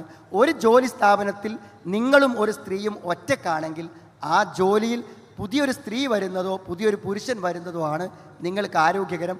അല്ലെങ്കിൽ നിങ്ങളുടെ കുടുംബം നശിക്കും, മക്കൾ നഷ്ടപ്പെട്ടു പോകും, നിങ്ങളുടെ അഭിമാനം എന്നേക്കുമായി ഇല്ലാതാകും എന്നെല്ലാവരും ഓർത്തു വെക്കുന്നത് നല്ലതാണ്. ഇനി അടുത്തൊരവസരം നൽകുന്നത് സ്ത്രീകളുടെ ഭാഗത്തേക്കാണ്. അവിടെ ലേഡി വോളണ്ടിയേഴ്സ് മയക്കുമായി കാത്തിരിക്കുന്നുണ്ട്. കൈ റേസ് ചെയ്താൽ ഇൻഷാ അല്ലാഹ് നിങ്ങൾക്ക് ചോദ്യം ചോദിക്കാൻ അവസരമാണ്.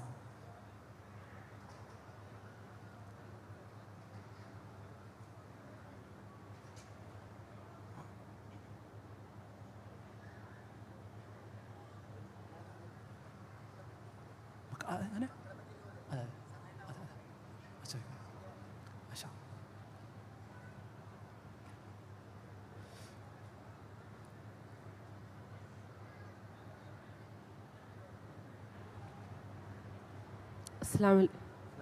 അസ്സലാമു അലൈക്കും വറഹ്മത്തുള്ളാഹി. എൻ്റെ മോളെ ഭർത്താവ് ഒരു ഡ്രഗ് അഡിക്റ്റാണ്. കല്യാണം കഴിയുന്ന ആദ്യ സമയത്ത് അറിഞ്ഞിട്ടുണ്ടായിരുന്നില്ല. പക്ഷെ ആ സമയത്ത് ദീനോ ഒന്നും നോക്കിയിട്ടുണ്ടായിരുന്നില്ല. ഇപ്പോഴും ദീനില്ലാതെയാണ് അവരെ ലൈഫ് പോണത്. പക്ഷെ മോള് നല്ല ദീനിയായിട്ടുള്ള കുട്ടിയാണ്. അവരുടെ വീട്ടുകാരും അതുപോലെ തന്നെയാണ്. ഒരു ഉത്തരവാദിത്തം ഇല്ലാത്തൊരു ഭർത്താവാണ്. വീട്ടുകാർക്കും ഇല്ല. ഞങ്ങളിപ്പോൾ സങ്കടത്തിലാണ്. ഓക്കെ, 2-3 മക്കളും ഉണ്ട് അവൾക്ക്. ശരി. പിന്നെ ഈ ലഹരി ഉപയോഗിക്കുന്ന ഒരു വ്യക്തിയിൽ ഒരു കുടുംബജീവിതത്തിൻ്റെ പ്രതീക്ഷ വെക്കുന്നത് വെറുതെയാണ് എന്നാണ് ഞാൻ മനസ്സിലാക്കുന്നത്. കാരണം ഒരിക്കലും ഡ്രഗ്സ് യൂസ് ചെയ്യുന്ന ഒരു വ്യക്തിയുമായി ഒരു കുടുംബ ജീവിതം അസാധ്യമാണ്. അത് അയാൾ മാറ്റിയെടുക്കാതെ മുന്നോട്ട് പോകുന്നതിൽ യാതൊരു അർത്ഥവുമില്ല എന്നാണ് ഞാൻ മനസ്സിലാക്കുന്നത്. ഇതെങ്ങനെ സംഭവിക്കുന്നു വെച്ചാൽ, വിവാഹം കഴിക്കുന്ന ഏതൊരു യുവാവിലും വിവാഹത്തിൻ്റെ മുമ്പ് പല ദുശ്ശീലങ്ങളും ഉണ്ടാവാം. അവിഹിത ബന്ധമുണ്ടാവാം, ഡ്രഗ്സ് ഉണ്ടാവാം. ഇത് മുഴുവനും മനസ്സിലാക്കാൻ ആദ്യ സമയത്തു തന്നെ വിവാഹം കഴിഞ്ഞാൽ സ്ത്രീകൾക്ക് പറ്റും. വിവാഹ സമയം വരെ ഒരാൾ മറച്ചു വെച്ചാലും വിവാഹത്തോടു കൂടെ അത് പുറത്തു വരും. പക്ഷെ സ്ത്രീകൾ ഇത് മനസ്സിലാക്കുമ്പോൾ വിവാഹം കഴിഞ്ഞ് ഉടനെ തന്നെ ഇത് അറിയുമ്പോൾ അവർക്കുള്ള പ്രശ്നം എന്താ വെച്ചാൽ, ഒന്ന്, അവനെ ഇഷ്ടപ്പെട്ടിട്ടുണ്ടാവും. ഒരു ഭർത്താവ് എന്നുള്ളതൊക്കെ അവനോടൊരു സ്നേഹം ഉള്ളിൽ വന്നിട്ടുണ്ടാവും. അപ്പോൾ അവർ പ്രതീക്ഷിക്കും ഇത് മാറി വരുമെന്ന് പ്രതീക്ഷിക്കും. പിന്നെ ഈ വിവാഹം കഴിഞ്ഞ് ഉടനെ തന്നെ പാരൻസിനെ ഇത് അറിയിച്ചാൽ അവർക്കൊരു ഷോക്കാകുമെന്ന് വിചാരിച്ച് പാരൻസ് ഒന്ന് മറച്ചു വെക്കും. ഇതിൻ്റെ ഫലം എന്താണെന്ന് ചോദിച്ചാൽ, ഡ്രഗ്സ് ഉപയോഗിച്ചു കൊണ്ടും എനിക്ക് ഈ ദാമ്പത്യം മുന്നോട്ട് കൊണ്ടുപോകാൻ കഴിയും എന്നൊരു പ്രതീക്ഷ അയാൾക്ക് വരും. നേരെ മറിച്ച് അവൾ സ്ട്രോങ് ആയി ഒരു തീരുമാനം അന്ന് എടുത്തിട്ടുണ്ടെങ്കിൽ, ഒന്നില്ലെങ്കിൽ ആ വിവാഹം അവിടെ അവസാനിക്കും, അല്ലെങ്കിൽ അയാൾ ഒരു ട്രീറ്റ്മെൻറ്റിലൂടെ ചേഞ്ച് ആവും. ഇതിന് അവസരം കൊടുക്കാതെ മുന്നോട്ട് പോകുന്നത് അപകടമാണ്. അതുകൊണ്ട് നമ്മുടെ പെൺകുട്ടികൾക്ക് കൊടുക്കേണ്ട ഒരു ഉപദേശമാണ്, വിവാഹം കഴിഞ്ഞാലും ലഹരി ഉപയോഗിക്കുന്ന ആളെ കാര്യം തീരുമാനമാക്കാതെ പ്രതീക്ഷയോടെ മുന്നോട്ട് പോകുന്നത് അപകടകരമാണ്. ഇനി ഏതായാലും 3 കുട്ടികളായി അയാൾ ഡ്രഗ്സ് യൂസ് ചെയ്യുന്നു. ഇനി നമുക്കുള്ള മാർഗം എന്താണ്? ഡൈവേഴ്സിനേക്കാളും നമുക്കുള്ള മാർഗം അയാളെ മാറ്റലാണ്. അയാൾക്ക് മാറ്റാൻ പറ്റും. 100% ഈ അഡിക്ഷനിൽ പെട്ടുപോയ ഒരു വ്യക്തിയെ ട്രീറ്റ്മെൻറ്റ് ചെയ്ത് തിരിച്ചു കൊണ്ടുവരാൻ സാധിക്കും. അത് പോസിബിളാണ്. പക്ഷേ ഇതിനാദ്യം വേണ്ടത്, ഞാൻ മാറാതെ എനിക്ക് മുന്നോട്ട് പോകാൻ സാധിക്കില്ലെന്ന് അയാളെ ബോധ്യപ്പെടുത്തണം. അതിന് വേണ്ടത്, നിങ്ങൾ തൽക്കാലം എന്ത് ചെയ്യാം, നിനക്ക് തന്നെ കുട്ടിയാളെയും മകളെയൊക്കെ നിനക്ക് തന്നെ തരും, പക്ഷേ നീ ലഹരി യൂസ് ചെയ്യുന്നില്ലെന്ന് ഞങ്ങൾക്ക് ബോധ്യപ്പെട്ടെങ്കിലേ തരൂ എന്ന് നിങ്ങൾ പറയണം. അങ്ങനെ പറഞ്ഞാൽ 2 കാര്യമേ സംഭവിക്കൂ. ഒന്നുകിൽ അയാൾ അവളെ ഒഴിവാക്കും. ഞാൻ പറഞ്ഞത്, ഒഴിവാക്കുന്നതിനെക്കുറിച്ച് നിങ്ങൾ ഒരു നിലക്കും പ്രയാസപ്പെടണ്ട. കാരണം ആ ലഹരി വെച്ചുകൊണ്ട് അയാളെ കൂടെ പോകുന്നത് ആ കുട്ടികൾക്ക് പിതാവാവൂല, ആ കുട്ടികൾക്കുള്ളൊരു നല്ല വിവാഹം വരൂല, അവരെ നല്ലൊരു തെർബിയത്തിൽ വളർത്താൻ പറ്റൂല, എല്ലാ നിലക്കും അയാളൊരു ശല്യമായിരിക്കും. അതുകൊണ്ട് വേറിട്ട് പോവുകയാണെങ്കിൽ നിങ്ങൾക്ക് ഇസ്ലാമിക ശരീഅത്ത് പ്രകാരം തന്നെ അയാളിൽ നിന്ന് വേറിട്ട് വരാനുള്ള ഒരു ഖുൽഇനുള്ള അവകാശമുണ്ട്. ഇനി അയാൾ ഇവളോടും കുട്ടികളോടും സ്നേഹമുള്ള, ഇനി ഒരു വിവാഹ പ്രതീക്ഷയില്ലാത്ത, ഇതൊരു അഭിമാനമായി കാണുന്ന ഒരാളാണെങ്കിൽ തീർച്ചയായും അയാൾ ഒരു ട്രീറ്റ്മെൻറ്റിന് തയ്യാറാകും. ആ ട്രീറ്റ്മെൻറ്റിന് അയാൾ തയ്യാറായി കഴിഞ്ഞാൽ, അയാൾ ആത്മാർത്ഥമായി വിചാരിച്ചിട്ടുണ്ടെങ്കിൽ അയാളെ നമുക്ക് ചേഞ്ചാക്കാൻ പറ്റും. ഒരു 10-24 ദിവസം ഡി അഡിക്ഷൻ സെൻറ്ററിലാക്കി മതപരമായിട്ടൊരു അവയർനെസ് കൊടുത്ത് അയാളെ കുറച്ച് കാര്യം ഒരു 1-2 വർഷം ഫോളോ അപ്പ് ചെയ്യാനുള്ള സംവിധാനങ്ങൾ ഏർപ്പെടുത്തി കഴിഞ്ഞാൽ തീർച്ചയായും അയാളെ തിരിച്ചു കൊണ്ടുവരാൻ പറ്റും. അതുകൊണ്ട് തിരിച്ചു വന്നാലേ ഈ ബന്ധം മുന്നോട്ട് പോകൂ എന്ന് അയാളെ ബോധ്യപ്പെടുത്താൻ ഈ നിങ്ങളുടെ മകൾക്കും നിങ്ങൾക്കും സാധിക്കുമെങ്കിൽ അയാളെ നമുക്ക് തിരിച്ചു കൊണ്ടുവരാൻ കഴിയും എന്നാണ് ഞാൻ പ്രതീക്ഷിക്കുന്നത്. അതാണ് നമ്മുടെ അനുഭവത്തിൽ നമുക്ക് പറയാനുള്ളൊരു കാര്യം. അവസാനത്തെ ഒരു ചോദ്യത്തിലേക്ക് കിടക്കുകയാണ്. സമയം അവസാനിക്കാറായിട്ടുണ്ട്. മക്കളെ വിഷയത്തിൽ ഒരുപാട് മെസ്സേജുകൾ വന്നിട്ടുണ്ട്. എൻ്റെ മകൾക്ക് 10 വയസ്സാണ്, നല്ല വാശിയാണ്, എന്ത് കാര്യം ചോദിച്ചാൽ അപ്പോൾ തന്നെ കിട്ടണം, പ്രത്യേകിച്ചും ഇടയ്ക്കിടയ്ക്ക് മൊബൈൽ കിട്ടണം, തർക്കുത്തരം പറയുന്നു, ഒന്ന് ദേഷ്യം പിടിച്ചാൽ തെറ്റിക്കിടക്കുന്നു. ഇവളെ എങ്ങനെ ഹാൻഡിൽ ചെയ്യുക? ഇതുപോലെ ഒരുപാട് മെസ്സേജുകൾ അതുമായി ബന്ധപ്പെട്ട് വന്നു. മക്കളെ എങ്ങനെയാണ് നമ്മൾ കൈകാര്യം ചെയ്യേണ്ടത് കാര്യത്തിൽ? ഈ മക്കളുടെ പാരൻറ്റിങ് എന്നുള്ളത് നമ്മളെല്ലാവരും ശരിക്കും പഠിച്ചും മനസ്സിലാക്കിയും അതൊരു ഗ്രൂപ്പ് ഡിസ്കഷൻ പോലെ ഭാര്യയും ഭർത്താവും സദാസമയത്ത് ഇരുന്ന് ഡിസ്കസ് ചെയ്ത് വളരെ ഭംഗിയായി കൊണ്ടുപോകേണ്ട, ശാസ്ത്രീയമായും മതപരമായും നമ്മൾ അറിവോടുകൂടെ കൈകാര്യം ചെയ്യേണ്ട ഒരു കാര്യമാണ്. എത്രമാത്രം എന്ന് വെച്ചാൽ ഒരു പ്രഗ്നൻസിയുടെ 3 മാസങ്ങളിൽ 3 സ്റ്റേജുകളായി നമ്മുടെ ഭാര്യയ്ക്ക് കൊടുക്കുന്ന, പ്രഗ്നൻസി സമയത്ത് കൊടുക്കുന്ന മാനസിക ഉല്ലാസങ്ങൾ, സന്തോഷങ്ങൾ, പരിഗണനകൾ, വ്യായാമങ്ങൾ, ആ സമയത്തുള്ള നമ്മളുടെ കമ്മ്യൂണിക്കേഷനുകൾ, ഇതുപോലും ഭാവിയിലൊരു കുട്ടിയുടെ നന്മയിൽ വലിയ പങ്ക് വഹിക്കുന്ന ഘടകങ്ങളാണ്. അപ്പോൾ ഒന്നാമത് നമ്മുടെ കുട്ടികൾക്ക് ആവശ്യമായത് കിട്ടണം. ഇപ്പോൾ പോഷകാഹാരക്കുറവുകൾ ഒരു കുട്ടിയുടെ ശാരീരികമായ വളർച്ചയെ ബാധിക്കുന്ന പോലെ തന്നെ മനസ്സിന് കിട്ടേണ്ട ആത്മീയമായ പോഷണങ്ങൾ കിട്ടാതെ വരുമ്പോൾ ആ കുട്ടിയിൽ വൈകല്യങ്ങൾ ഉണ്ടാകും. ഒന്ന്, ഉമ്മയുടെയും വാപ്പയുടെയും സജീവ സാന്നിധ്യമാണ്. നമ്മൾ നമ്മുടെ മക്കളോടൊപ്പം ഉണ്ടാവണം നിർബന്ധമായും. അതായത് ഇപ്പം മുലയൂട്ടുന്ന സമയത്ത് ഒരു കുട്ടിക്ക് എന്തായാലും ഉമ്മയിൽ നിന്ന് മാറി നിൽക്കാൻ പറ്റൂല. കാരണം ആ സമയത്ത് ഉമ്മ 2 വർഷം കൂടെ തന്നെ ഉണ്ടാവണം. നിങ്ങൾക്ക് ജോലി സ്ഥലത്ത് കുട്ടിയെ കൊണ്ടുപോകാൻ പറ്റുകയാണെങ്കിൽ കൊണ്ടുപോയി, ഇല്ലെങ്കിൽ ആ 2 വർഷം ലീവ് എടുത്തിട്ടാണ് നിങ്ങൾ കുട്ടികൾക്ക് മുല കൊടുക്കേണ്ടത്. ഒരു 5 വയസ്സൊക്കെ ആകുമ്പോഴേക്കും നിങ്ങളുടെ കുട്ടീൻ്റെ കാര്യം തീരുമാനമായിട്ടുണ്ടാവും. അതാണ് പലപ്പോഴും ഈ പ്രീ സ്കൂളുകളുടെയൊക്കെ പ്രസക്തി. ഒരു പ്രീ സ്കൂളിലൊക്കെ പഠിക്കുന്ന ഒരു കുട്ടിയെ സംബന്ധിച്ചിടത്തോളം ആ കുട്ടി ഇഷ്ടപ്രകാരം പോവുകയാണെങ്കിൽ ആ കുട്ടിൻ്റെ സ്വഭാവ രൂപീകരണങ്ങൾ എല്ലാം അവിടെ നടന്നിട്ടുണ്ടായിരിക്കും. ഇത് ശരിക്കും ഒരു പാരൻറ്റിങ്ങിലൂടെ ഈ സമയത്ത് നമ്മൾ ചെയ്യണം. കാരണം നമ്മുടെ കുട്ടികളോട് നമുക്ക് കമ്മ്യൂണിക്കേഷൻ സാധ്യമാകുക. ഇപ്പോൾ നിങ്ങൾ ഇങ്ങോട്ട് വന്നപ്പോൾ ശ്രദ്ധിച്ചിട്ടുണ്ടായിരിക്കും, നിങ്ങൾക്കൊരു 5 വയസ്സോ 4 വയസ്സൊക്കെ ആയൊരു മോനോ മോളോ ഉണ്ടെങ്കിൽ നിങ്ങളിപ്പോൾ തിരുവനന്തപുരത്ത് സ്റ്റാർട്ട് ചെയ്തത് മുതൽ ഇതുവരെ ആ കുട്ടിയോട് നിങ്ങൾ സംസാരിച്ചിട്ടുണ്ടായിരിക്കും. എന്നാൽ നിങ്ങളെ +2 പഠിക്കുന്ന മോളെ ഒന്നും സംസാരിക്കാൻ വിളിച്ചുകൊണ്ടെങ്കിൽ അവൾ വരൂല, അവളുടെ ഒരു കമ്മ്യൂണിക്കേഷനും നടക്കൂല. കമ്മ്യൂണിക്കേഷൻ നടക്കുമ്പോൾ മാത്രമേ ആശയ കൈമാറ്റം നടക്കുള്ളൂ. പക്ഷെ ആ സമയത്ത് നമ്മൾ ബോധപൂർവം ചെയ്യുന്നില്ല. അപ്പോൾ നിങ്ങളിപ്പോൾ കുട്ടി വളർന്നു വരുമ്പോൾ വാശിയാണ്, പറഞ്ഞാൽ കേൾക്കണില്ല, അനുസരിക്കണില്ല, നല്ല സ്വഭാവമല്ല, പ്രാർത്ഥന ചെല്ലണില്ല, നിസ്കരിക്കണില്ല. ഇതൊക്കെ നിങ്ങൾ പറഞ്ഞാൽ എങ്ങനെ ശരിയാവും? ഇപ്പോൾ നിങ്ങൾ വ്യായാമം ചെയ്യുന്ന ആളല്ലേ അല്ലേ? കുട്ടിക്കൊരു വ്യായാമം ഇപ്പോൾ ആവശ്യമില്ല, കുട്ടിൻ്റെ കളി തന്നെ വ്യായാമമാണ്. പക്ഷെ ആ കുട്ടിയെ നിങ്ങളുടെ വ്യായാമത്തിൻ്റെ കൂടെ കൂട്ടുമ്പോൾ ആ കുട്ടി 90-ാം വയസ്സിലും ആ വ്യായാമം എന്ത് ചെയ്യും? തുടരും. നിങ്ങൾ 50-ാമത്തെ വയസ്സിൽ വ്യായാമം തുടങ്ങിയപ്പോൾ നിങ്ങൾക്ക് എത്ര പ്രയാസമുണ്ടായിരുന്നു ആ വ്യായാമം ശീലിക്കാൻ? നിങ്ങളുടെ കുട്ടികൾക്ക് എന്തെല്ലാം സ്വഭാവങ്ങൾ വേണോ അത് മുഴുവനും ഒരു 7 വയസ്സാകുമ്പോഴേക്ക് നിങ്ങൾക്കതെല്ലാം നിങ്ങൾ വിചാരിക്കും പോലെ മാറ്റാൻ പറ്റും. അതുകൊണ്ടാണ് ചില ആളുകളുടെ കുട്ടികളെ നിങ്ങൾ അവരെ പോലെ കാണുന്നു, ചില ആളുകളുടെ കുട്ടികളെ എന്ത് ചെയ്യുന്നു, ഇതൊക്കെ എങ്ങനെ ഇയാളെ കുട്ടിയായി എന്ന് നമ്മൾ വിചാരിച്ചു പോകും. അത്ര വൈരുദ്ധ്യമായിരിക്കും. ഇതൊക്കെ നമ്മുടെ ഇടപെടൽ കൊണ്ട് തന്നെ ഉണ്ടാകുന്ന കാര്യമാണ്. അതുകൊണ്ട് നിങ്ങൾ നിങ്ങളുടെ കുട്ടിയുടെ ലൈഫിൽ ബോധപൂർവം ഇടപെട്ടിട്ടില്ല. അതുകൊണ്ട് മാത്രമാണ് നമ്മുടെ കുട്ടി നമ്മുടെ താല്പര്യങ്ങൾക്കും നമ്മുടെ ഇഷ്ടങ്ങൾക്കും വിരുദ്ധമായി വരുന്നത്. ഇത് അടിസ്ഥാനമാണ് ഞാൻ പറഞ്ഞത്. ഇനി ഇതൊക്കെ ചെയ്തിട്ടും എന്തെങ്കിലും കാര്യങ്ങളൊക്കെ ഉണ്ടെങ്കിൽ അത് ഞാൻ മനസ്സിലാക്കുന്നത് പലപ്പോഴും കുട്ടികളുടെ പെരുമാറ്റങ്ങളെ നമ്മൾ ഡീൽ ചെയ്യുന്നിടത്തുള്ള പ്രശ്നമാണ്. നമ്മൾ അവരെ കുറ്റപ്പെടുത്തുന്നു, വിമർശിക്കുന്നു, ആക്ഷേപിക്കുന്നു, അപമാനിക്കുന്നു, അടിക്കുന്നു. ഇതൊന്നും നിങ്ങളുടെ പാരൻറ്റിങ്ങിന് യോജിക്കുന്ന ഒരു കാര്യമേ അല്ല. ഒരു സ്നേഹമാണ് ഒരു കുട്ടി പ്രതീക്ഷിക്കുന്നത്. അതുകൊണ്ട് വളരെ സ്നേഹത്തിൽ യാ പുനയ്യ നല്ല ഓമനപ്പേര് വിളിച്ച് സ്നേഹത്തോടെ മാത്രമേ നമ്മൾ കുട്ടികളോട് സംവദിക്കാൻ പറ്റുള്ളൂ.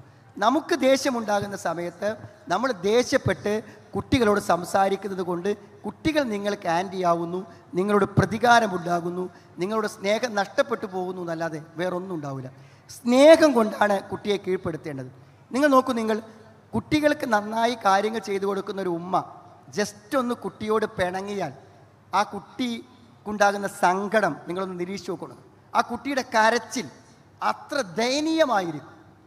തൻ്റെ ശത്രുവിനെ കണ്ട് ഒരു ഇര നിലവിളിക്കുന്നതിനേക്കാളും ദയനീയമായിരിക്കും. കാരണം ഉമ്മൻ്റെ പിണക്കം അത്രമാത്രം ആ കുട്ടിൻ്റെ മനസ്സിനെ സ്വാധീനിക്കും. സ്നേഹം കൊണ്ട് നമുക്ക് കീഴ്പ്പെടുത്താൻ പറ്റും. പക്ഷേ നമ്മൾ ആക്ഷേപിച്ചും കുറ്റപ്പെടുത്തിയും അങ്ങനെ. ഞാൻ എൻ്റെ അടുത്ത് പല കൗൺസിലിംഗ് കേസും വരുമ്പോൾ ഞാൻ ഉമ്മാരോട് പറയാം, എന്താ അറിയോ, 15 ദിവസം നിങ്ങളുടെ മോൻ എൻ്റെ നിരീക്ഷണത്തിലാണ്. അതുകൊണ്ട് നിങ്ങൾ ചെയ്യേണ്ടത് 15 ദിവസം നിങ്ങൾ അവനെ ഉപദേശിക്കാൻ പറ്റൂല, അവനെ ചീത്ത പറയാൻ പറ്റൂല. 15 ദിവസം അവനെക്കുറിച്ച് എന്തൊക്കെ നിങ്ങൾക്ക് റിപ്പോർട്ടുണ്ടോ ആ റിപ്പോർട്ട് മുഴുവൻ എഴുതി വെക്കുക. എന്നിട്ട് 15 ദിവസം കഴിഞ്ഞിട്ട് എന്നോട് പറയാനാണ്. ആ 15 ദിവസം ഈ ഉമ്മ ഈ കുട്ടിനെ ഉപദേശിക്കാതിരുന്നോ നന്നായിട്ടുണ്ടാവും.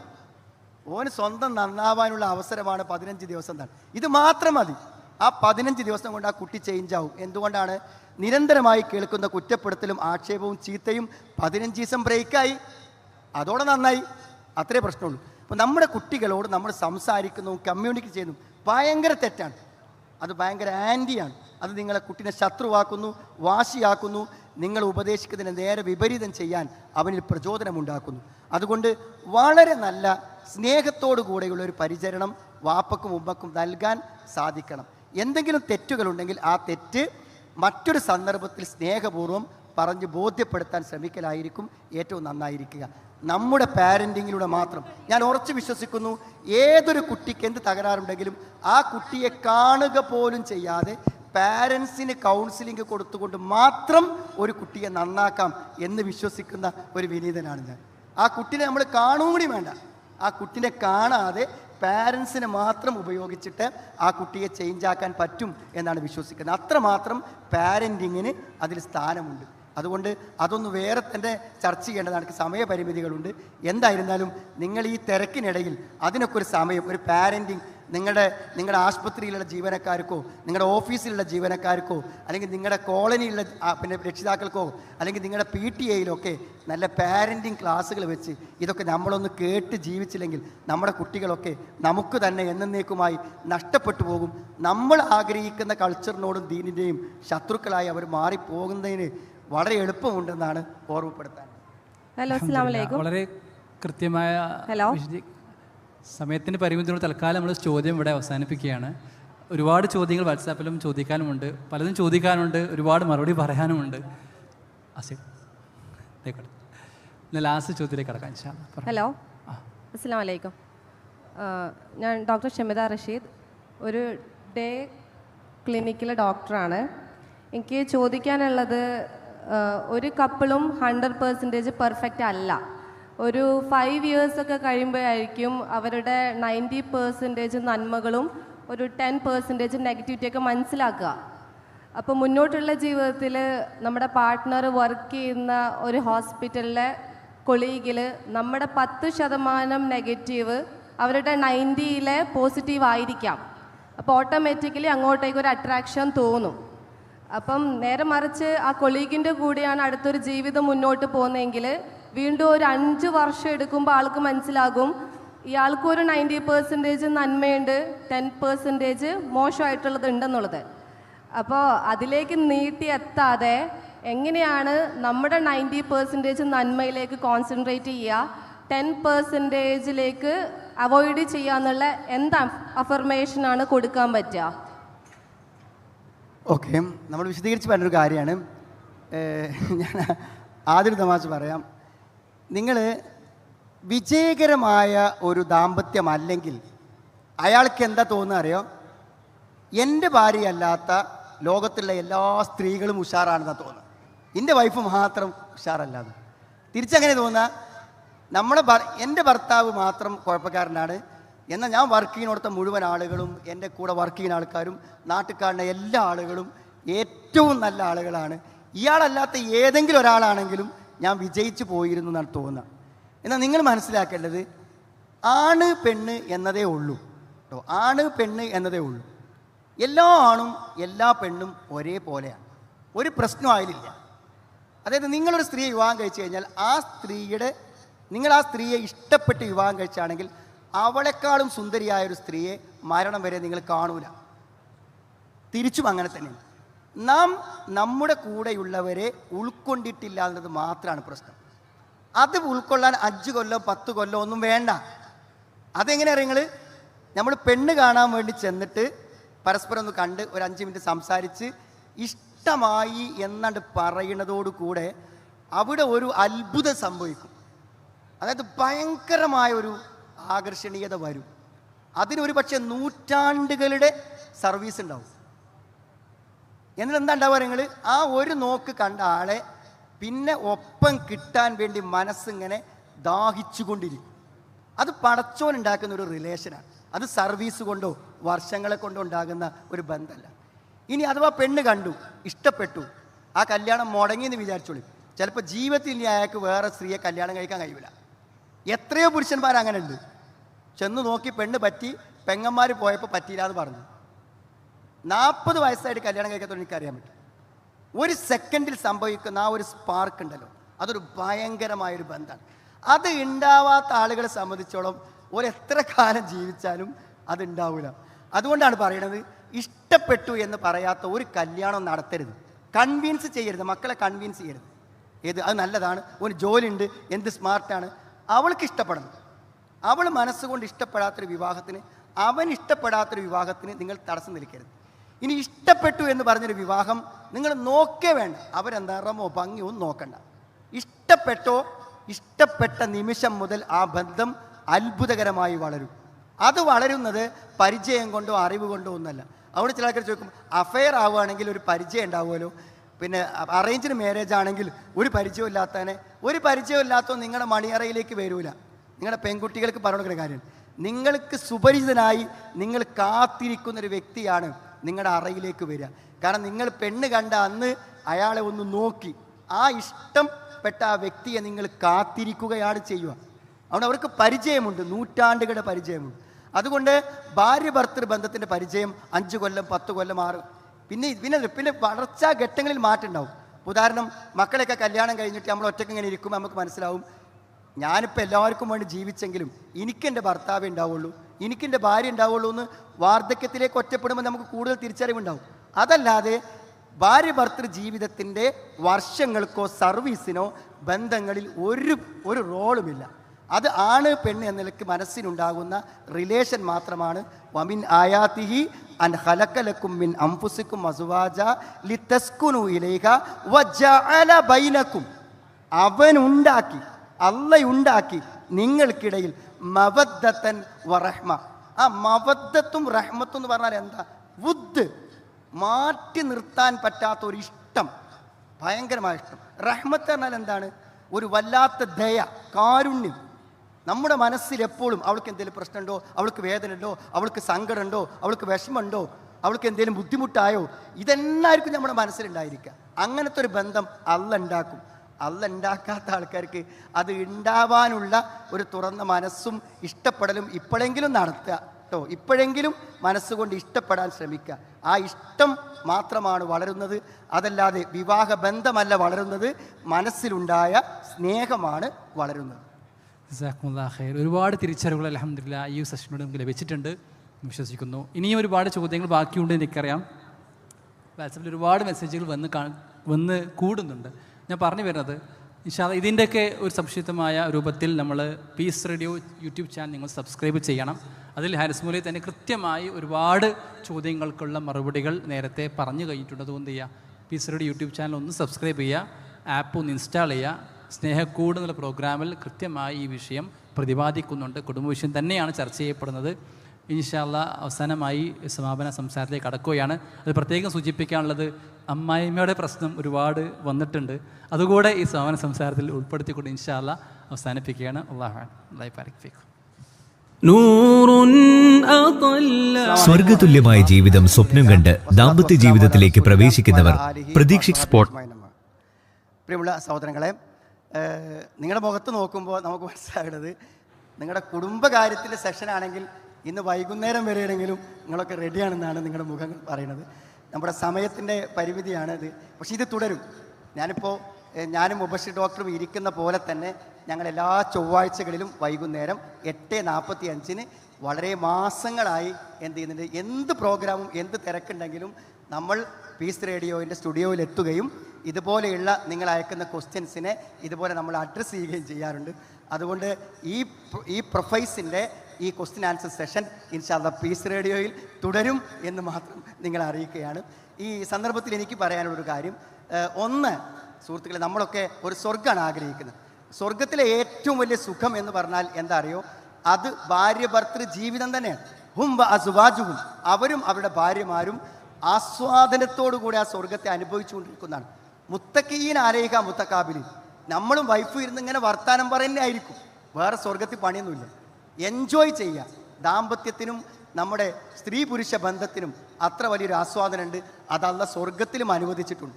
അതുകൊണ്ട് നിങ്ങൾക്ക് സമാധാനപൂർണവും വിജയകരവുമായൊരു ബന്ധം ഇവിടെ സാധ്യമാകുന്നുവെങ്കിൽ പരലോകത്തും അത് തുടരാൻ പറ്റും.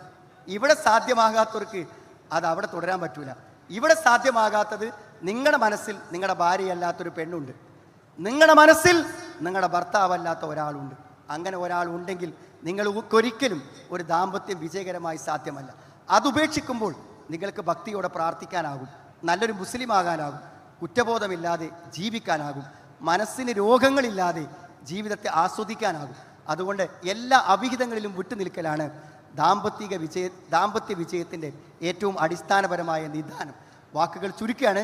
ഇനി നമ്മുടെ വിവാഹിതയാകുന്ന സ്ത്രീകൾക്ക് ഭർത്തൃ വീട്ടിലുണ്ടാകുന്ന പ്രശ്നങ്ങളാണ്. ഞാൻ എൻ്റെ ആമുഖ സംസാരത്തിൽ ഞാൻ അഡ്രസ്സ് ചെയ്തിട്ടുണ്ട്. അതിലെനിക്ക് ഒരു വാക്ക് ഞാൻ പുരുഷന്മാരോട് പറയാം. നിങ്ങളുടെ വീട്ടിലുണ്ടാകുന്ന അസൗകര്യങ്ങൾ പലപ്പോഴും നിങ്ങളുടെ ഉമ്മയായിരിക്കും പ്രതി. അതുകൊണ്ട് ഉമ്മയെ നിങ്ങൾക്ക് ഡീൽ ചെയ്യാൻ നിങ്ങൾക്ക് പരിമിതികളുണ്ട്. ഒരിക്കലും ഉമ്മയോട് ഭാര്യയ്ക്ക് പ്രശ്നമുണ്ടെന്നോ ഭാര്യയെ ചെയ്യുന്ന എന്തെങ്കിലും അനീതിയെക്കുറിച്ചോ നിങ്ങൾ ഒരിക്കലും ചോദ്യം ചെയ്യരുത്. അത് നിങ്ങളുടെ ഭാര്യയ്ക്കും പ്രശ്നമാകും, നിങ്ങൾക്കും പ്രശ്നമാകും. നിങ്ങൾ ചെയ്യേണ്ടത്, നിങ്ങളുടെ ഭാര്യ അനുഭവിക്കുന്ന പ്രയാസങ്ങൾ നിങ്ങളോട് അവർ ഷെയർ ചെയ്യും, അത് നിങ്ങൾ കേൾക്കണം. അതിനൊരിക്കലും മറുപടി പറയരുത്. ഒരിക്കലും നിങ്ങൾ അവരെ ആശ്വസിപ്പിക്കുകയും ചെയ്യരുത്. ആശ്വസിപ്പിക്കരുത് എന്നല്ല, സാരല്ല, ഉമ്മയല്ലേ, ഞാൻ എന്താ ചെയ്യണു, നീ സഹിക്ക്, ശരിയാവും, ഇതൊന്നും പറയരുത്. അവരുടെ വിഷമം നിങ്ങൾ കേൾക്കണം. നിങ്ങൾ കേട്ടില്ലെങ്കിൽ അത് അവർക്ക് മറ്റൊരാളോട് പറയേണ്ടി വരും. അതൊന്നില്ലെങ്കിൽ വീട്ടിൽ പറയും, വാപ്പനോട് പറയും, ഉമ്മനോട് പറയും. അവർ സപ്പോർട്ട് ചെയ്യും. അവർ സപ്പോർട്ട് ചെയ്താൽ ഭാര്യ നിങ്ങളെ നിയന്ത്രണത്തിൽ നിന്ന് പോകും. വീട്ടുകാരുടെ അഡ്വൈസ് പ്രകാരം അവൾ മുന്നോട്ട് പോകും.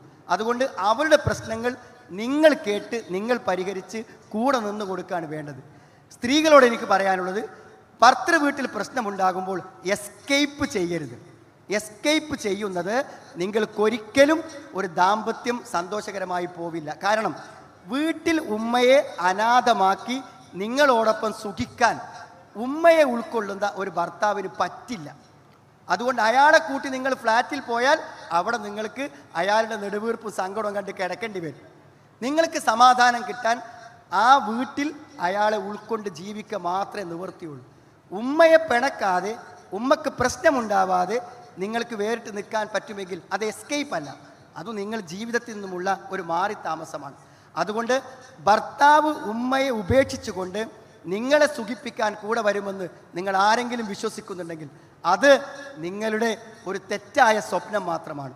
അതുകൊണ്ട് ഭർത്താവിന് പ്രശ്നമില്ലാതെ, ഉമ്മക്ക് സങ്കടം വരാതെ, ഉമ്മനെ അവിടെ തൽക്കാലം ഡീൽ ചെയ്ത് നിർത്താൻ നിങ്ങൾക്ക് പറ്റുമെങ്കിൽ ഭർത്താവിനോടൊപ്പം സന്തോഷകരമായ ഒരു ജീവിതം സാധ്യമാകും. അതുകൊണ്ട് അഡ്ജസ്റ്റ് ചെയ്ത്, നമുക്ക് സ്പേസ് തരാത്തിടത്ത് അഡ്ജസ്റ്റ് ചെയ്ത് നിൽക്കാൻ ശ്രമിക്കാം. സ്പേസ് തരുന്നില്ല. ഹോസ്റ്റൽ റൂമിൽ എല്ലാ കട്ടിലും ഫില്ലാണ്. പക്ഷെ നമുക്ക് ഹോസ്റ്റലിൽ നിൽക്കണം. നാം കയറി വന്നപ്പോൾ റൂംമേറ്റ്സിനൊക്കെ മുഖത്ത് ഭയങ്കര പ്രതിഷേധമാണ്. നിന്നേ പറ്റൂ. തൽക്കാലം അവരൊക്കെ പരിചയപ്പെട്ട് ലോകപ്പെട്ട് നമ്മളൊക്കെ അവിടെ ഫ്രണ്ട്ഷിപ്പൊക്കെ സ്വീകരിച്ചിട്ട് ഒരു ബെഡ് ഇടാൻ സ്പേസ് ഉണ്ടാക്കുന്നതായിരിക്കും ബുദ്ധി. അവിടെ തിരക്കി കയറാൻ ശ്രമിച്ചാൽ അവർ ബലം പിടിച്ച് പുറത്താക്കുകയാണ് ചെയ്യുക.